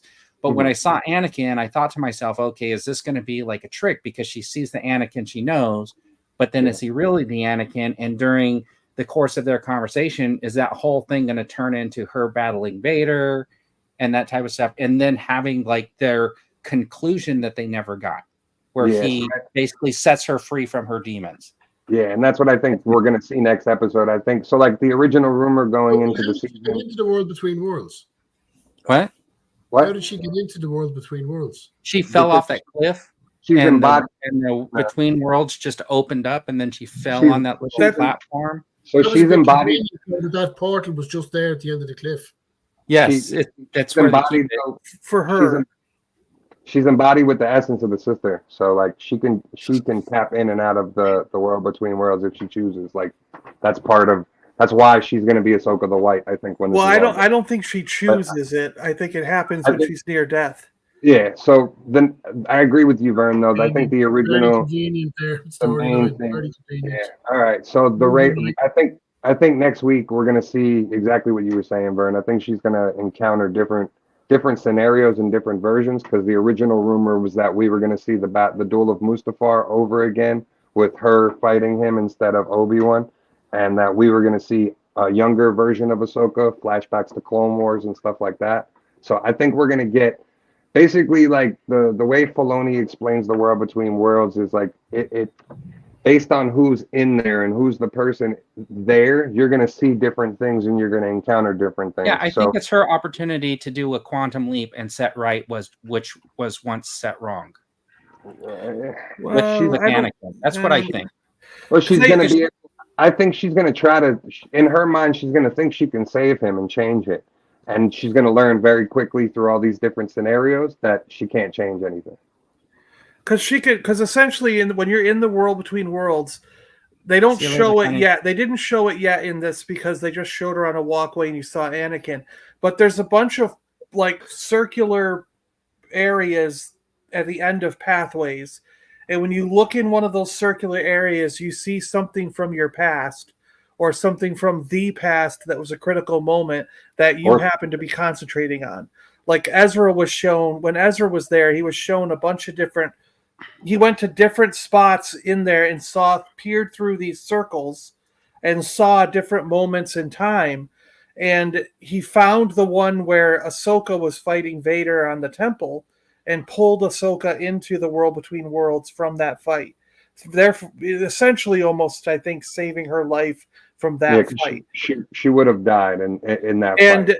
And then he went to the portal where he saw like Kanan dying, and he wanted to do the same, but he learned that that was a pivot point in the Force or something like that, where like a locked moment in time. Yeah, where that had to stay a locked moment in time, and he couldn't do that without wrecking, without killing like other people in the crew. You know what I mean? So he sacrificed himself to save them. So like if he would have pulled Kanan out of time in that moment, they would have all died theoretically. He may have killed the rest of them. It was like a set point in time that can't be changed. Yeah. Okay. So I think what's going to happen is Ahsoka's going to essentially do the same thing. She's going to look through some of those portals and see moments in her past that were critical to, say, her and Anakin or something like that. And maybe she'll do something like what he's trying to say here, where she'll go to that critical moment and be like, maybe I can stop Anakin from turning into Vader. You know what I mean? But find out it's another nexus point that has to happen. Mm-hmm. So she was, and realizing that there's nothing she could have done. No, she brings back Palpatine. Somehow Palpatine returned. So Ahsoka brings back Palpatine and brings back down the destruction of the galaxy. All right, this World Between Worlds is just a little bit more confusing because I thought everything happened within it, but it looks like you guys are saying there's portals to look out. So it sounds to me more like a Ghost of Christmas past, present, and future situation. Yeah. Right? Is that what you're trying to describe? Yeah. Okay. So then, and if it, so are there just random Jedis just wandering around in the World Between Worlds? The ones that become Force ghosts. Because Anakin died. But he became a Force ghost at the end of Jedi. How is he in there? Because he became a Force ghost at the end of Jedi. Kenobi's Force ghost just join him then? Yeah, yes, absolutely. Theoretically, anyone who became a Force ghost could be in there. But I think, so then again, any random Jedi could just be wandering around the World Between Worlds. Not just like wandering around, because like I said, it pertains to the person that's there. So Qui-Gon could be in there. You could see Qui-Gon through this, but it's not just going to be like you're going to see Ahsoka talking to Anakin and, oh, hey, there's Qui-Gon walking down that path. That's not how it works. Because it's not how it works. It's geared to nobody explained to me how it works. So I just explained to you how it works 3 times. You keep talking, you and Connor keep fucking joking around. No, you guys are saying that any Force ghost can go to the World Between Worlds. So if John was saying that any Force ghost can go there, but I think that's like their destination point. So I'm almost assuming like that's a way they become Force ghosts. It's through the World Between Worlds. Okay. But I do think the same thing that Waze is saying is they're not always there just hanging around. It's not like it's all tailored to the person. I think it's tailored to the person who's in there who needs it at that moment. Like, because when Ezra was in there initially, he was by himself. There was nobody else in it. He didn't see any Force ghosts or anyone. Ezra talks to Yoda through it too. Yeah, earlier. he talked to Yoda through it at one point. Yeah, and like Yoda's on Dagobah at that time. And like, so he goes to the portal and he talks to him through the portal door. No. There was Ezra is in a Jedi temple, and basically he gets pulled into a room in a Jedi temple, and then the room that they're in kind of turns into the world. But it's Yoda's it's Yoda talking to him from Dagobah, basically. Yeah, but it looks so. Are they both like in this room? Like they're like Force spirits are in this room talking to each other? They're not Force spirits though. Like Yoda's still alive at that point on Dagobah. No, that's what I mean. But their Force projection is like talking to each other. If you want to look at it like Doctor Strange, that makes sense. Yeah, you can look at it that way. The astral plane Okay, so Ezra's not like his projection's not on Dagobah, and they both enter and go into this room. Okay, so it's not like the Quantum Leap where the hologram shows up in like 1957. No, Not really. No. No, Quantum Leap really doesn't have any comparison to it. It is more like an astral time plane, travel stuff. All of this projection. It seems like it's all tied into Quantum Leap. Yeah, it's more like it is a little bit more like the astral plane, I guess you could say. Like, if we were to try to make some kind of. Okay, so it's like a telephone. Yeah, exactly. But then, so if you're in this room, can Yoda have opened the door and grabbed Ezra and pulled him over to Dagobah? No. But Ezra in the room could then pull Ahsoka out of the fight. I suppose technically Yoda could have probably done that, but Yoda's not in the world between worlds. That's what I'm saying. So like he knows not to do it, Yeah. It's almost like a meeting. Like Yoda uses it to project himself from Dagobah. So it's not like. So Ezra wasn't dead when he was in the world between worlds. No, neither time. No. How did he get there? He walked through a portal in the Jedi. So he went in the room. And then was in the world between worlds. Yeah, he walked through a portal in the temple. So then he was able to grab Ahsoka and pull her in there. Watch the damn show. Watch the fucking show. We keep telling you, watch it. That's why I'm saying technically Yoda could have entered the world between worlds, gone to a portal, pulled, but he knows he wasn't supposed to do that, so he didn't do it. You know what I mean? If you really want to get technical, yes, he could have. So I can see why Waze is happy about the world between worlds because he really likes the storyline or the lore behind it, and I can see why other people are like, "Oh, why are they doing this?" Right? Like because all I saw was a bunch of old men complaining about it. There was like a lot of inconsistency. Around this like magical Star Wars, or is this an informational for Scientology now? Because I'm confused. That's all I heard. A bunch of people crying about, oh, you ruined continuality. Anakin's dead. Why you keep bringing him back? Shut the fuck up and move on. All right, now I gotta put the explicit tag on the podcast. He's still dead. I don't know what people are talking about. He's not alive. He's still dead, right? He's dead. That's all it is. It's just people whining and complaining to complain about something. Like I've heard the most ridiculous shit about this show from people, and I just fucking like I had one the other day that I told him to go fuck himself. Like just the stupidest fucking complaints from these fucking cocksuckers. Like it really is most ridiculous shit in the world. All right, so this week in our reveals, it's not going to be very much. We spent a lot of time talking about that HASLAB in the beginning. We'll go through these pretty quick. I don't know. Did LeftCoastGraphics come in somewhere? Because GeForce is. He's trying to ask if that's. No. I'm not referring to saying that maybe you need a slice of pizza. Yeah, no. See, I'm better with the world between. I'm talking about like. See, I don't want to air them out because I don't even want to give them publicity because I can't. All right, let's just move on. But I know from an old school guy like me, like people who are garters of the fandom and try to like, I've been a fan since 19 whatever, and this is my thing. You can't like this. Like, fuck you. Yeah, and I say someone who's from someone like older that's been into Star Wars forever. When he introduced the world between worlds, I did not like it because I thought that it was going to introduce time travel and multiverse into Star Wars, which I don't think it needs.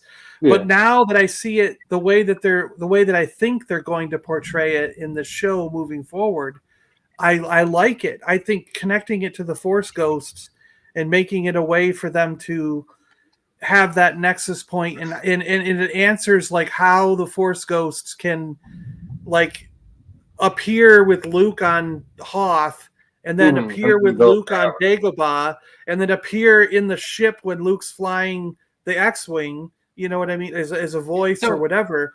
And how Yoda could appear in the temple talking to Ezra. Like they're all using this thing. It's a conduit. It's as a literally conduit. like hyperspace lanes Explain for the mysticism of the Jedi. whole Jedi thing, doesn't it, in the Force?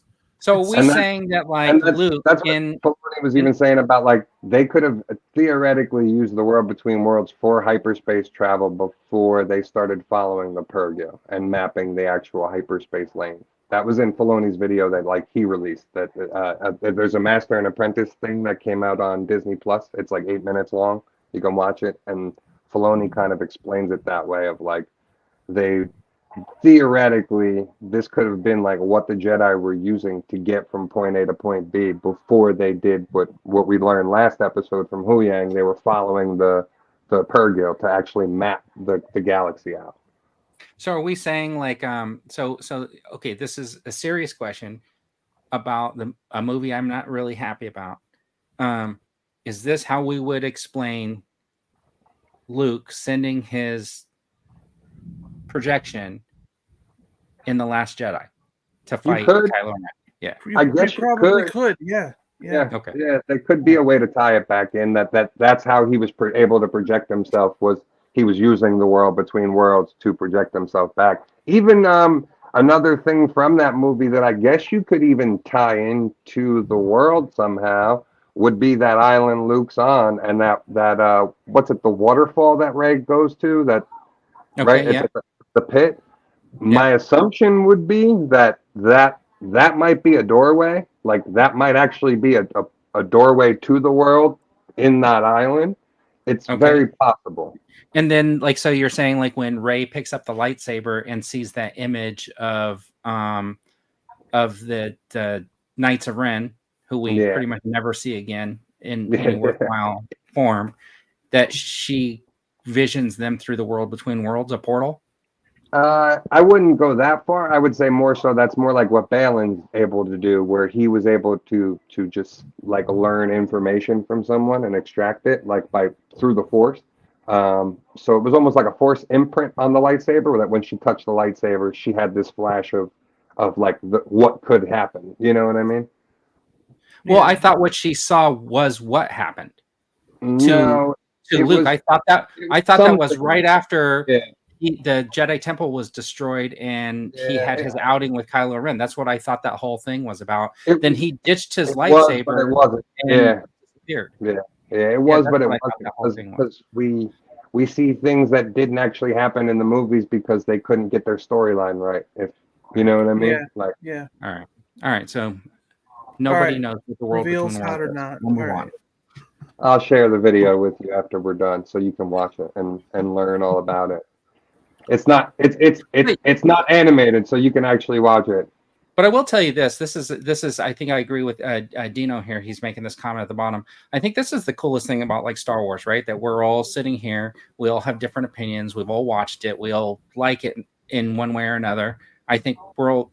I don't know. Connor hasn't really said one way or another whether or not he likes Connor hates it. He hates Ahsoka. That's all he keeps telling me over and over. Star Wars in general. But the thing is, it's like we may not agree on some of the points of it, right? But nobody is actually getting upset or yelling at anybody over like the things that we don't agree on. No, I'm just cursing off the assholes on fucking Twitter. All right. Anyways, I saw this on Instagram, and of course, this is Diamond Select Toys. It's the Rebel Moon revealed. Oh, the Snyder stuff already? Wow. Yeah, look at that. Looks pretty cool, right? What size is this? 6 inch? I'm guessing Diamond Select, so they're going to be probably the 7 inch. 7 inch. Yeah, that odd 7 inch scale. I wonder if it was like the only toy company that would pick these up. I don't know. I'm surprised. Like I'm surprised he got a toy deal at all through it. But was this Rebel Moon supposedly initially supposed to be part of the Star Wars universe? And then they just said nope.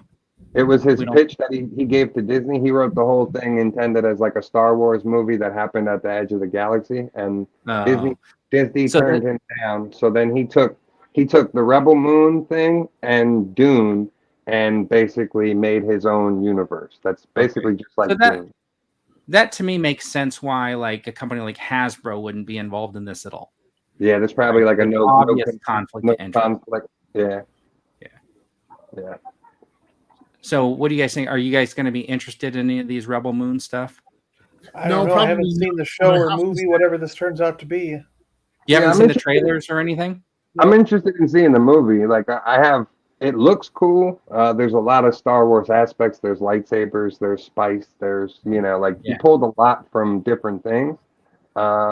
It looks like it might be fun. I don't know. Yeah, so they gone same pass. One thing about these Marvel Selects is that I've seen them. I'm Diamond Select. Or Diamond Select. The paint apps on them are phenomenal. The sculpts are phenomenal. They're really beautiful figures. They really are well done. They did a John Wick, I think, which looks fantastic to me. Yes, I've seen that actually. I've been eyeing up that Iceman. Not my bag, but I know they're going to be stunning looking. Yeah. I have some of the Tron figures. Unfortunately, the articulation just isn't that great. Yeah, I got Bob and Vincent, and the articulation just really isn't there. Yeah. Let's see. Gotten old, sick of having to watch tons of extra stuff to get to the end of a movie. Yeah. John Wick and Bruce Lee's. Yeah, the Bruce Lee's look pretty good too. What about this? This is a 1/6 scale Storm Collectibles. North Star Kenshiro. Do we know who's got them? Fist of the North Star? Yeah, something like that. Yeah. Do we know who's got the? I know this is off topic, but do we know who's got the rights for the new Mortal Kombat game? I don't. Probably it's going to be Diamond Select. I hope it's still not McFarlane? Didn't I McFarlane? don't know. Maybe McFarlane. I was envisioning the box, and I was thinking, oh, that's Diamond Select. But yeah, you're probably right. It is McFarlane. There's some really, like, the new Mortal Kombat game looks incredible. The characters and the displays and the stuff that they've done, like showing off so far, look amazing. I would love if Jada Toys could get a shot at making those with the street, like those in the same scale as the Street Fighter figures. Man, they would be phenomenal. GeForce is saying that if you order this, you have to wait like a year and a half. Probably. Yeah, because the Storm Collectibles, right? They're not very good at getting their stuff out. Okay, and then check this out. This is a 1/12 scale Exquisite Super Series Rambo. I'm sorry, but the face and hair just made me laugh. What? Why? There's something wrong with it. Because he looks like he's like in like a band. Here we go. Yeah. In on my own. And he looks like he's got like baggy sweatpants on. Like, are they soft goods? Are they? Yeah, the pants look like soft goods. Yeah. I don't. But they look like they were. They look like they were built for like a little bit bigger figure. Like, they do. Like the sewing. They didn't have a tinier sewing needle, so they were like, well, just use the one we got. The thing with the Hiya Toys is I was really excited to see their offering of the Judge Dredd figure they were doing in 1/12 scale. When I did finally get to see the images of them, I was a little bit let down with what I saw. And then the price point was just astronomical. It was a lot higher than what I was expecting. So I'm presuming this will be of a similar price point, which will push me out of any interest in getting it. What is that, like $80 or something like that, right? Yeah. It was upwards of €80, which was just too much for an ad hoc. You know what you could do is, like, if you really wanted to, I guess, like, they made those like Rocky figures. I know they're kind of expensive, but if you had one, you could always pull the head off and throw it on a G.I. Joe. Yeah, you could. I think those were on a 6-inch scale. His head needs to be a little bit bigger, I think. That's might be the problem. Most of the plastic's in the hair. Yeah. Yeah, it does look a little bit off. Is that a rocket launcher on an AK-47? I don't think I've ever seen that. Might both. Yeah, is it a rocket launcher on an AK-47? That doesn't make sense. Hey, check this. So what's just really hilarious is, like, you know how campy the Expendables movies are? Uh-huh. I don't know if you guys have seen them, but they got like really like to this like campy point where they're just like 12 people they're just making drop a part them, and 4. then there's just guns and explosions instantly. They're making a part 4. It's called Everything. It's Expendable Floor. Everything explodes. Right. Expendable. We expended no cost on all the pyrotechnics. I was watching the first one again, and I was watching him and what is his name? Jason Statham. Yeah. and like they get off the plane and they're like all being covert, like taking pictures, and like they were trying to make it look like they were doing like recon, and it was like, wow, they really went all out trying to make this look like an actual legit movie. Yeah. Like it was serious, like take a picture of that guy. They're ridiculous, and they look ridiculous. They're like ridiculously muscular guys, like that are supposed to be like nature photographers or something. Right? It's like no, funny. you're not. Let's see. Hold on. I'm guessing it's supposed to be a 203, but it looks huge. Yeah, 203. Okay, what about the LACC exclusive Bighorn? I think that's the Los Angeles Comic Con. It's they're saying it should be available on 5K Toys and Big Bad Toy Store. So I think this is a 1/12 scale, like rhinoceros, dude. Cool. John? Yeah, they look awesome. Are you buying this guy? Because I remember you said I'm buying all animal and creature figures. No, I'm not buying if it looks human, I don't want it. But if it looks I said it needed to be a triceratops, didn't I? I said if it was a triceratops, I might buy it, but Waze is definitely 100% for this guy, right? I don't buy any of this. No. Yeah, I don't buy any of these other parties and like crazy creatures. And Connor, I have enough. There's too many modern. Get it with the import increase and a huge shipping cost. Yeah. I like the way they look. I love them, and if I were like a millionaire and had just disposable income, that I would buy every single thing that we put up. But no, I would much rather buy vintage. What? You're not? No, I would much rather buy vintage with my money than buy these modern. You and your multiple toy rooms? Are you kidding me? You just built a like elaborate toy room in another house. Multiple locations. In a whole other town, Vern. Yeah, in a whole other town. Yeah, Let me tell you why John's idea is smart, because I know which state you're in, and your state's prone to like these hurricanes. So basically, one of your toy rooms is probably be safe on every pass. Yes, you're probably right. Yeah. All right. Half my stuff will live no matter what. And then, of course, Masters of the Universe. I bet John's already ordered it. Waze has ordered this. Connor's ordered this. I know Dino's probably. No, I don't collect Motu, but I saw actually Matt over at Keep On Collecting. Yes. Got an early product of this from Mattel, and he's done a review on it. And I have to say, I'm really impressed with it, because the figure looks fantastic, but the tail piece comes with has that torso piece on it there, and then there's articulation all the way down the tail. I thought it was really well done, the way it can stand up on the tail, but then articulated as well. Mm-hmm. I was really impressed with this. I know Mattel have sort of done a lot of collectors dirty with the way they've going online only, removing retail, but I think for the Motu fans, I think this one is definitely going to be a win, but just not for me.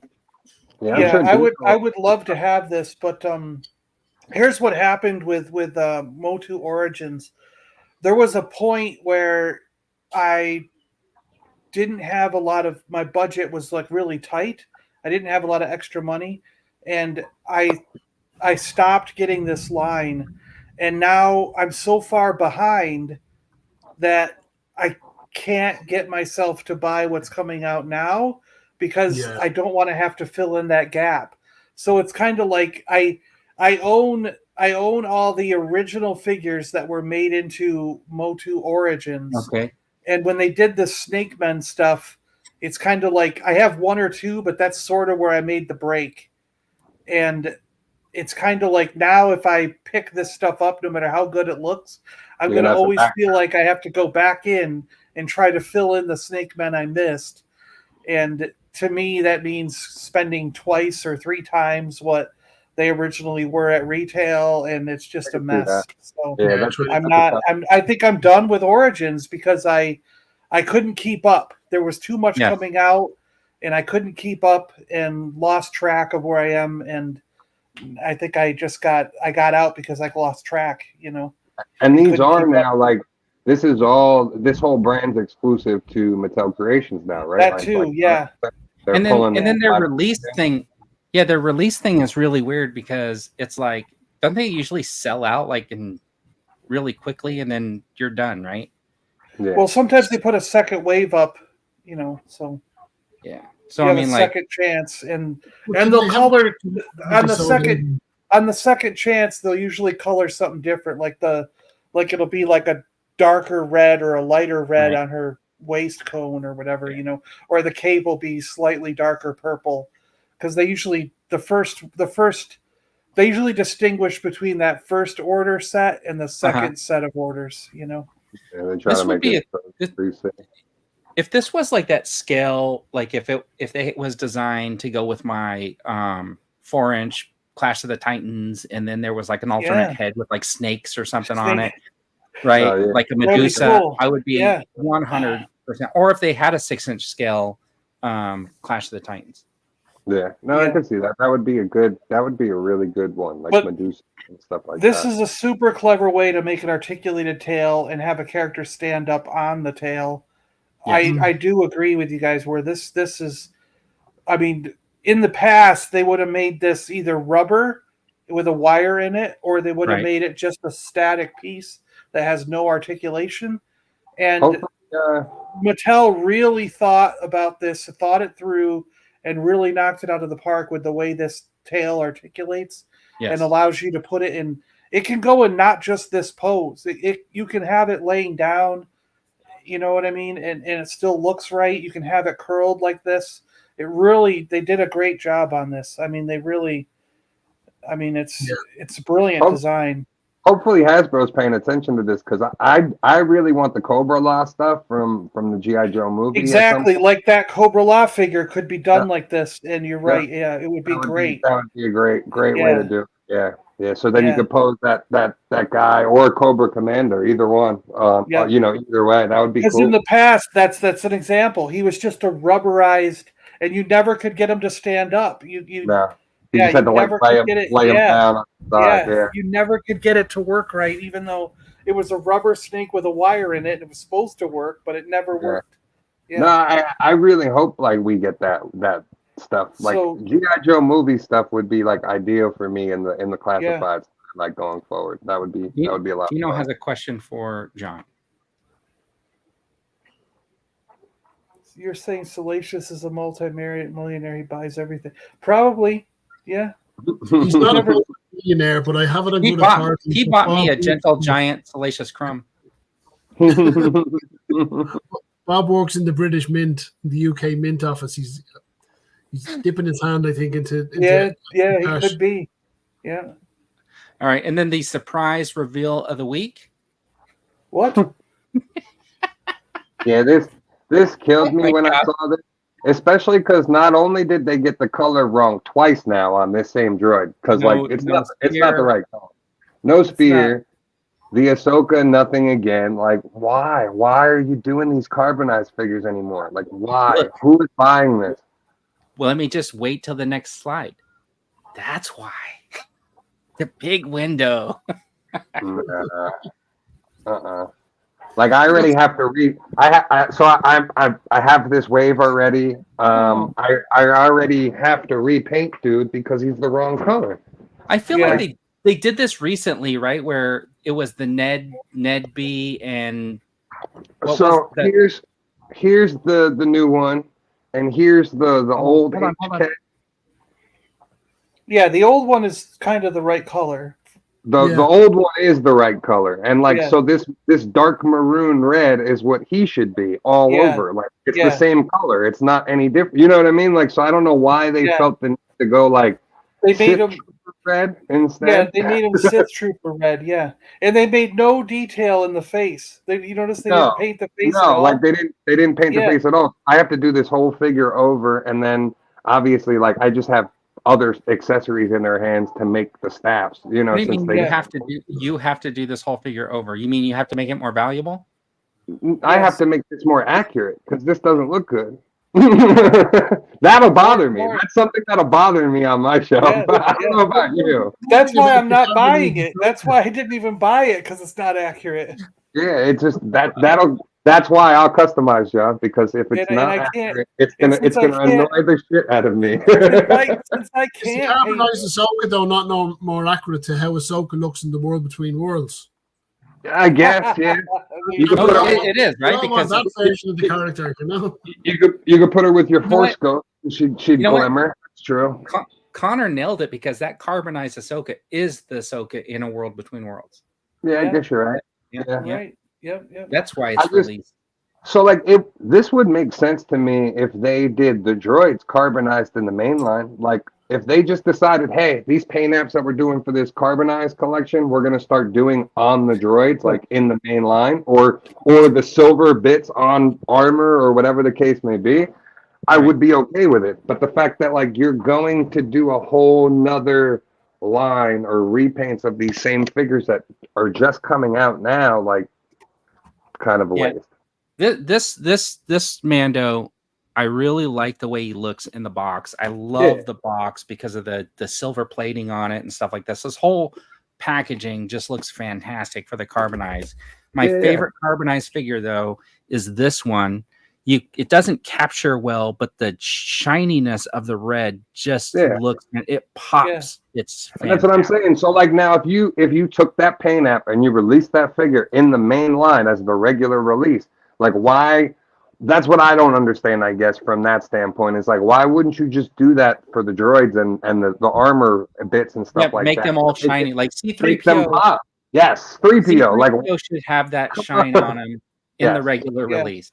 Yeah, exactly. And that's one droid which would be fantastic, even if they charged a premium for it. And him said, and R2 in the carbonized pack, like in a 2-pack like that carbonized, everyone would buy it, and it They wouldn't would matter because and then they could give them. They would just say ceremony carbonized R2D2 and C3PO because they were all shined up for the ceremony scene at the end of A New Hope. Yeah. I'd so buy that. I'd be straight in for that one. I'd buy it too, yeah, because that's what I've been saying for the longest time. Is like I have 3POs and they're all, none of them are shiny. The only one that really looks good is the Empire Strikes Back one that came with Chewie, like the 2-pack one. Yeah. Yeah. The carbonized Phasma. The problem with that Mando is his helmet's not like shiny, right? Like Yeah, they didn't do that. It's the other stuff that just has like some sort of a gleam in it. So like if they took those like the Phasma and did a carbonized, but it was like a shiny metallic, would look fantastic. Yeah, I have to say, I love the carbonized Vader. I know he wasn't that popular, but the blue hue is how he looked on the movie poster for Star Wars. And I ran out and bought the carbonized Darth Vader, and I love that figure. I have the Paz Vizsla, I think. That's the only one I have of the carbonized. And again, on the Mando ones, it looks good because that's what I'm saying. Yeah, that's why to me I was like, you know what, I'll grab that one because he looks a little shinier. He's got like the bits to him, and I think he was on clearance too. The Bo-Katan one in store there a few weeks ago, and I thought, it actually does look like a nice figure. So it does look for the armor. That's what I'm saying. Like, I think that's all they have to do with that. Instead of just making that like its own separate series so you can get out repaints, just incorporate it into the main line of Black Series. Like, we would be all for it on figures that need that shot. You know what I mean? Like, it's a no-brainer. Unfortunately, even like what Lenny was talking about doing the injection with the metal. Like at some point, like for G.I. Joe Classifieds, he was talking about like with Cobra Commander doing like the injected metal masks, like, and actually having that faceplate be like I forget the name of the metal that they do it with, but they like the vac metalized vac metal, vac metal, yeah. So like even something like that, incorporating that instead of the carbonized, like I don't know. I think there's ways they could do it, where it would make sense, and people would be like, oh, that looks great, like I'll buy it.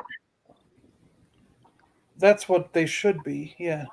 JT, I thought they were going to be characters frozen in carbonite. Yeah, that's what I think we all thought at first. Carbonite. That's a perfect figure to carbonize. That would be, especially because it goes flat right now. Would you buy a 3-pack of carbonized characters? If they were in box? Yeah, like say like a box, but it had 3 carbonized blocks and different characters, like because I imagine like Mandalorian, right? Like you got your 6-inch Mandalorian. Wouldn't it be cool to have some of the people he had in like carbonized blocks and the carbonized on the Razor Crest? Yeah, that would be cool. You know, I just wouldn't. Like I wouldn't pay full price for it. That would be the whole thing. It would have to be Yeah. like a lowered price because you're not getting actual like movable, posable figures. You're just getting carbonized plots. Like, But that's I've long argued. They bring out these deluxe figures, but they're not deluxe. No, they're not. Saying, you can't world build at 112 scale. Joe doing it. You showed off your drone there that came with scrap iron. Yeah. So if you get a figure with a carbonized other character beside him, that could be. That's Hasbro, take their money.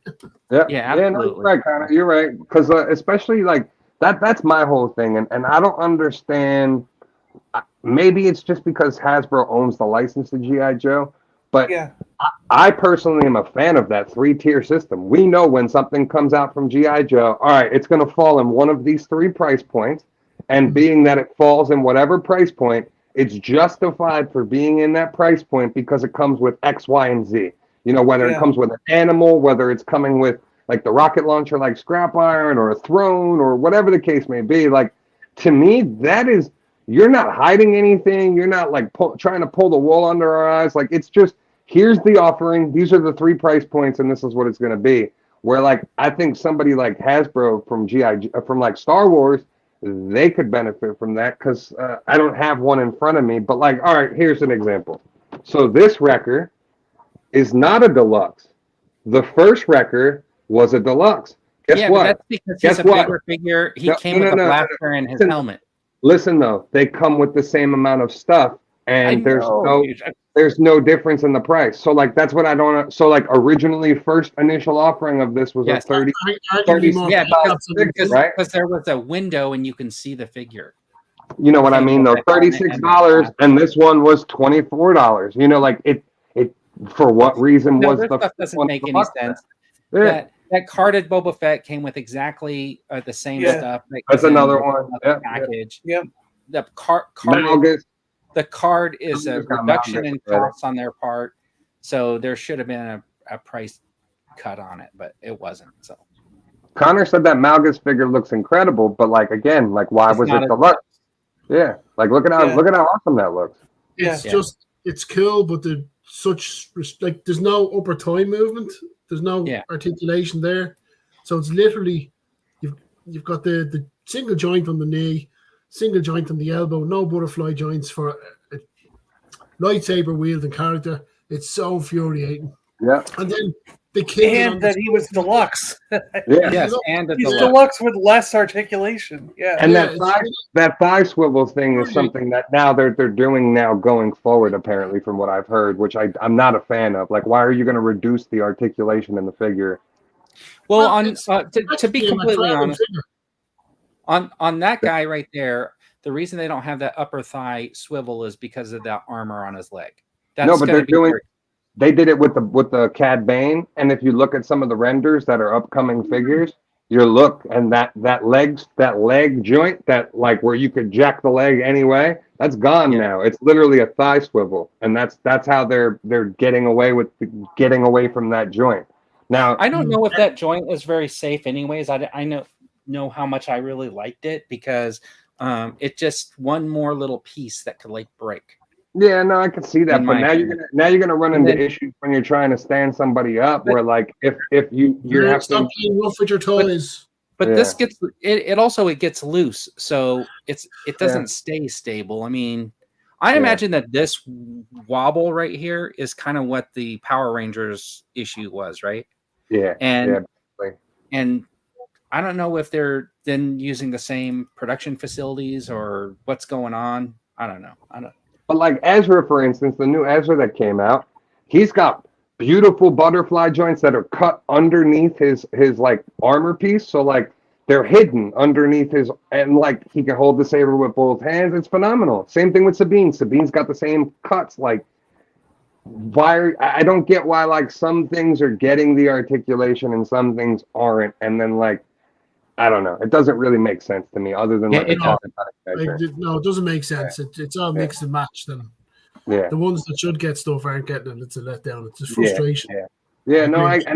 I agree with you. Every Jedi should have butterfly joints. Every Force user that's got a lightsaber should be a standard with Black Series. Is like you need butterfly joints in those figures because You're going to want to pose them in different ways, holding the sabers. And, you know, if you want them to hold a saber with two hands, especially like someone like Balin or Malgus, for instance, like don't forget they hold the lightsaber like that because they have a trigger finger. Yeah.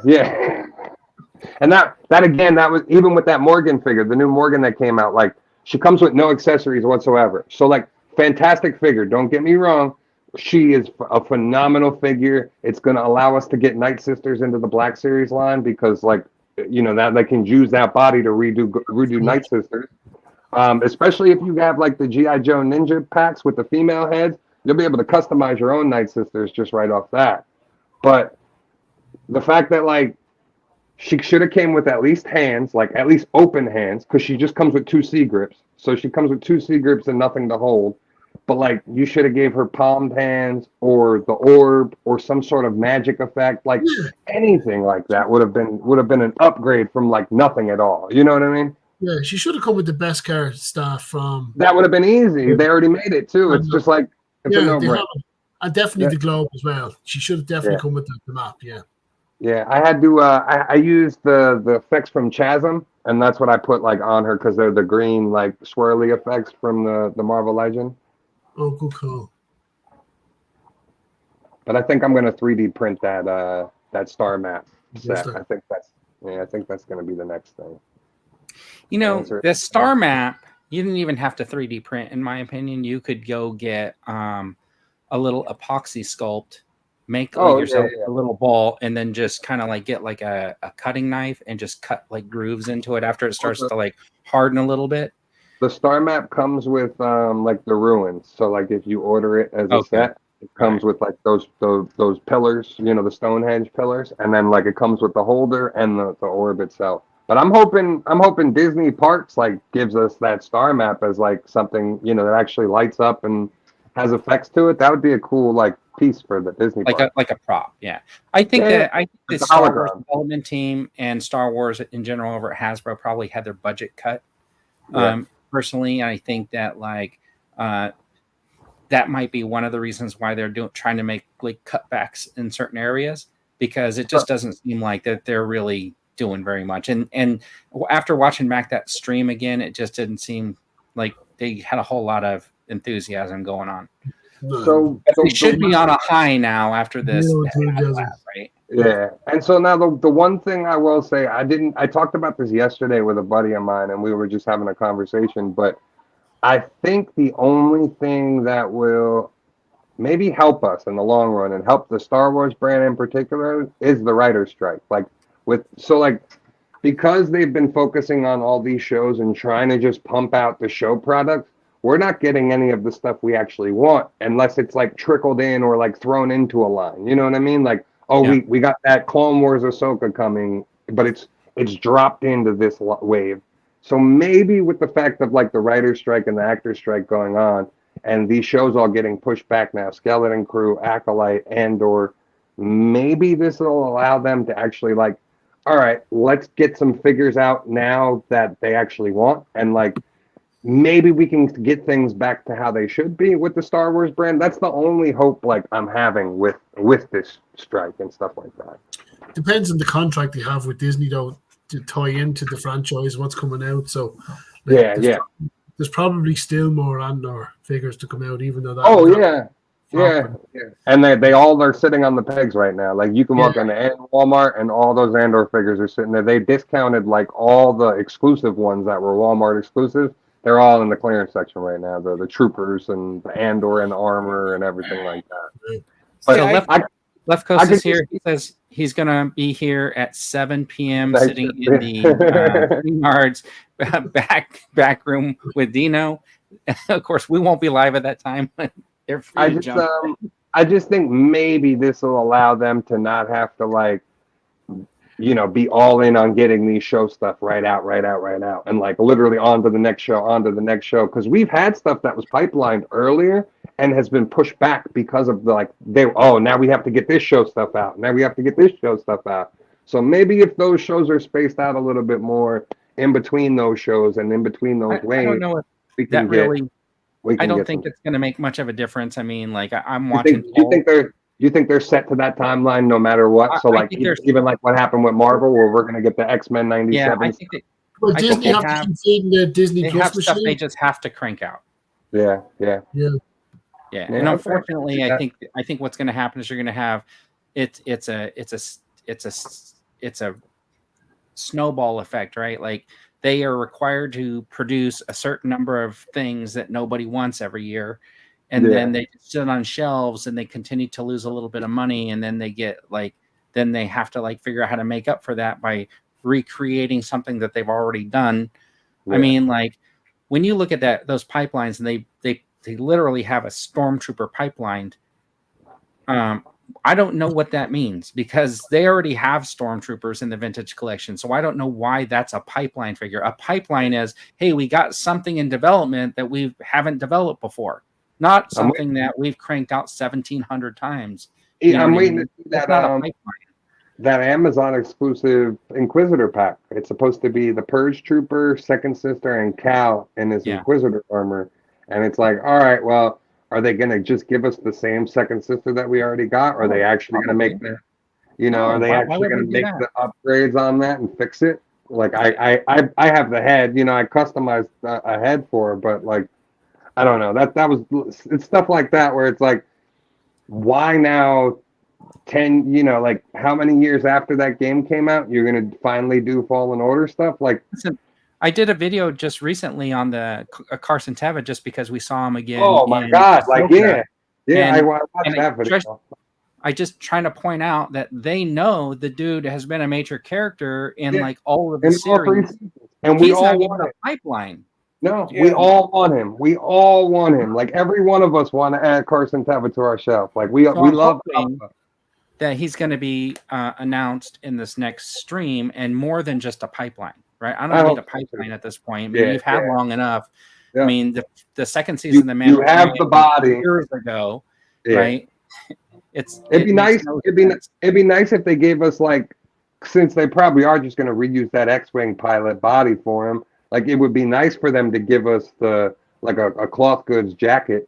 You know what I mean? If you are just going to give us that pilot body, and let's redo the whole thing. I think what they'll do is they'll give you a pilot, and then next year they can just give you the one with the jacket with the in his plain clothes. Yeah, that's honestly the version I would prefer anyway of him with the jacket and stuff. That would be cool. If we get the figure, are they going to give us a blaster? Yeah. Well, hopefully he had a blaster in the Mando. Well, he's going to have a trigger finger if it's the same. That's to hold on to the helmet, though. That's just to hold the helmet when he's standing. Yeah. No, I really, he's another one. Even the droids, okay, we're going to pipeline the pit droids and R4, but where the fuck is Pelly? We still need her in the line. Yeah. And she's been in every season of The Mandalorian, and she was in the Book of Boba Fett. Yeah. So, and it's where is she? A short list of figures. And when they said, is he the only guy that has been in all three? Yeah. No, because he wasn't in season 1. No. Yeah. Well, actually, he was in season 1. No, he wasn't. Yeah, he was. No, the first time we see him is when he shoots the spiders in season 2.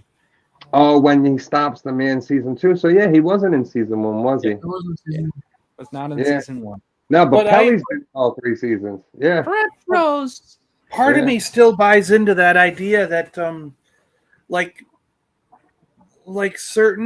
at certain times you sacrifice in business, you sacrifice the now to come out with a future that's better for you. And what happened after The Mandalorian, when they had to renegotiate, Disney was on a high with Star Wars. Okay. And when they negotiated this last contract, the license fee for Star Wars was so high that there was a moment where Hasbro considered not renewing the license. Yes. They also said at the same time they didn't want it going to another company, so they reluctantly agreed to Disney's demands of a higher. So it went from they were getting 4 or 6% or whatever it was per figure Disney was getting. I think it went up to 15 or 20%. Yeah. That's why we saw this drastic cut in accessories. I mean, it went from. I mean, look at some of those early Black Series figures when they had a good margin of like that 4% or whatever it was, and they R2D2 had 12 different attachments. You know what I mean? The sequel stuff had a lot. Yeah. They were making and then they suddenly, like the last couple of years after this new contract, they went to a thing where there's basically no accessories. There's no extra hands. There's no extra heads. You're not getting anything but like one lightsaber and a figure, or one blaster and a figure. And I think it's because they're devaluing. It's so astronomically high, like it might have gone to like 20%. That they're just like, we can't afford to do this anymore and keep it in a price range that makes sense. And then if you also pull back even a little bit more and raise the price, when they negotiate in another 2 years with Disney, they can have numbers on the book saying, look, we've sold a lot less figures. Star Wars isn't as important as it was when we had the last contract. Look at the numbers. We're selling less. We're making less profit. You know what I mean? People are buying. Yeah, that's their negotiating tactic. Unfortunately, Disney's not dumb, so they're probably paying attention to what they're doing, and they're going to say, "Yeah, it's because this is what you're doing with you guys have sacrificed the line to try and So I mean, that's a push comes to shove, and for paying for the license. But I get what you're saying on that. Yeah. And rich people trying to get rich. Capitalism at its finest. Welcome to America, folks. All right. Anyways, at some point we could probably talk about this for the next few hours, but I don't have a few more hours. I know I have to go. This was a better topic than Ahsoka. I know, right? Anyways, everybody in the chat, I want to say thanks for coming by and thanks for throwing in all of your comments, because you know what, that is half the fun, is just reading what everybody has to say. I know I don't read all the comments. I mean, I read them, but I don't read them out loud, is what I'm saying. But three. He better beat Bib Fortuna, who never had a glass in his hand at all. Who came with two. He's gonna Hammerhead better beat Bib Fortuna. Yeah, as Rick far was as the saying number of bar glasses. Hammerhead come with, and he said that's he should come with 4. He should come with 4. Yeah. 4. And so maybe 3 cups and a pint glass. That should be. And one of them better have a straw in it, because it has. I read none of the comments. All right, Waze, thanks for coming in. Your room looks pretty good. I'm looking forward to seeing a room tour coming up. Yeah, I've been working so hard. Like, dude, I haven't stopped in like a week and a half. Like, since I actually moved in, like I had like 3 days off. I went to work and then have been doing stuff every day coming home, and like I still only have like half the house done. Today I got like a lot of stuff done because I was off, so it was good. That's why I hopped in late, because I was like, all right, I'm gonna take a break. Like, let me go hop on and join the guys, see the guys for a little bit. Really look like it's coming together for you, dude. It's looking well, looking cool. Yeah, I want to get. I do have another order that I got to place for some 3D printed stuff, because like after setting up a couple of these, I was like, I kind of want to do something different. You know what I mean? Like, it was like, all right, this was cool for now, but I want to come up with something different for this. So my only thing was just, like I said, like, I don't know what I'm gonna do if I buy more stuff. Right. Well, so, I see ways of making more space in your thing right now. There's a whole tier. I see 6 inches above some of those guys' heads. That's just you know? Yeah. John's already up a third location. I think he wants. I tier my shelves. Look at John. Giant John, thanks for joining us. He's got a shelf right above his couch. You can always do that. I have them set up in dials, John, so I can't like do levels above the dials. That's the only thing. I saw people putting stuff in their kitchen on top of their cabinets. Yeah. Oh no, like I could expand out, but the idea was like, all right, I'm just gonna make a toy room, and very quickly it all filled up. It's never enough. John, thanks for joining us. I think you made a video about that licensing deal with Disney, right, on your channel? Well, on whatever that, I can't even remember the place, but there's a website where you can look up documents, corporate Yeah. documents and things like that. And we found the contract from, I think it was 2010. I think you. That Yeah, time that's frame. what I remember. And you did a video. We did a video. I did a video, and we did all the calculations for what they Maybe that make needs to be updated. For Star Wars versus. Suggesting. Well, the current contracts are under They're secret. like top secret, but you can get the previous one, so we could But you probably go to Disney World, right? Can't you just like prance into like this president's office and find the contract in there? Yeah. All But right. we could probably right now get the previous one, the one from There you go. that went up to like 2020 or whatever it was. You know what I mean? Right. Yeah. And Connor, thanks for joining us. It's always a pleasure having you. I do like the lighting in the background. That looks pretty good. You changed the room, or you just changed the room around? I'm constantly changing around, trying to make the best I can with such a tiny space. So right. Oh, it looks good. I like the light. Really good background there. I got a new thing now to like hold the phone. It clips to the desk instead, and it's like on bendy things. So that's why like when I first got on, I was like trying to adjust it, but it's got like it was fucking or $10 at Ollie's, and it has like a bendy wire thing for the stand, and then a bendy wire ring light that you just put batteries in. So it's like too bad you can't show us, but that's fine. Yeah. I'll take a picture of it and show it to you. Yeah. All right. Anyways, again, everybody in the chat, thanks for joining us. We really appreciate it. And we'll see you the next time on The Toy Duo.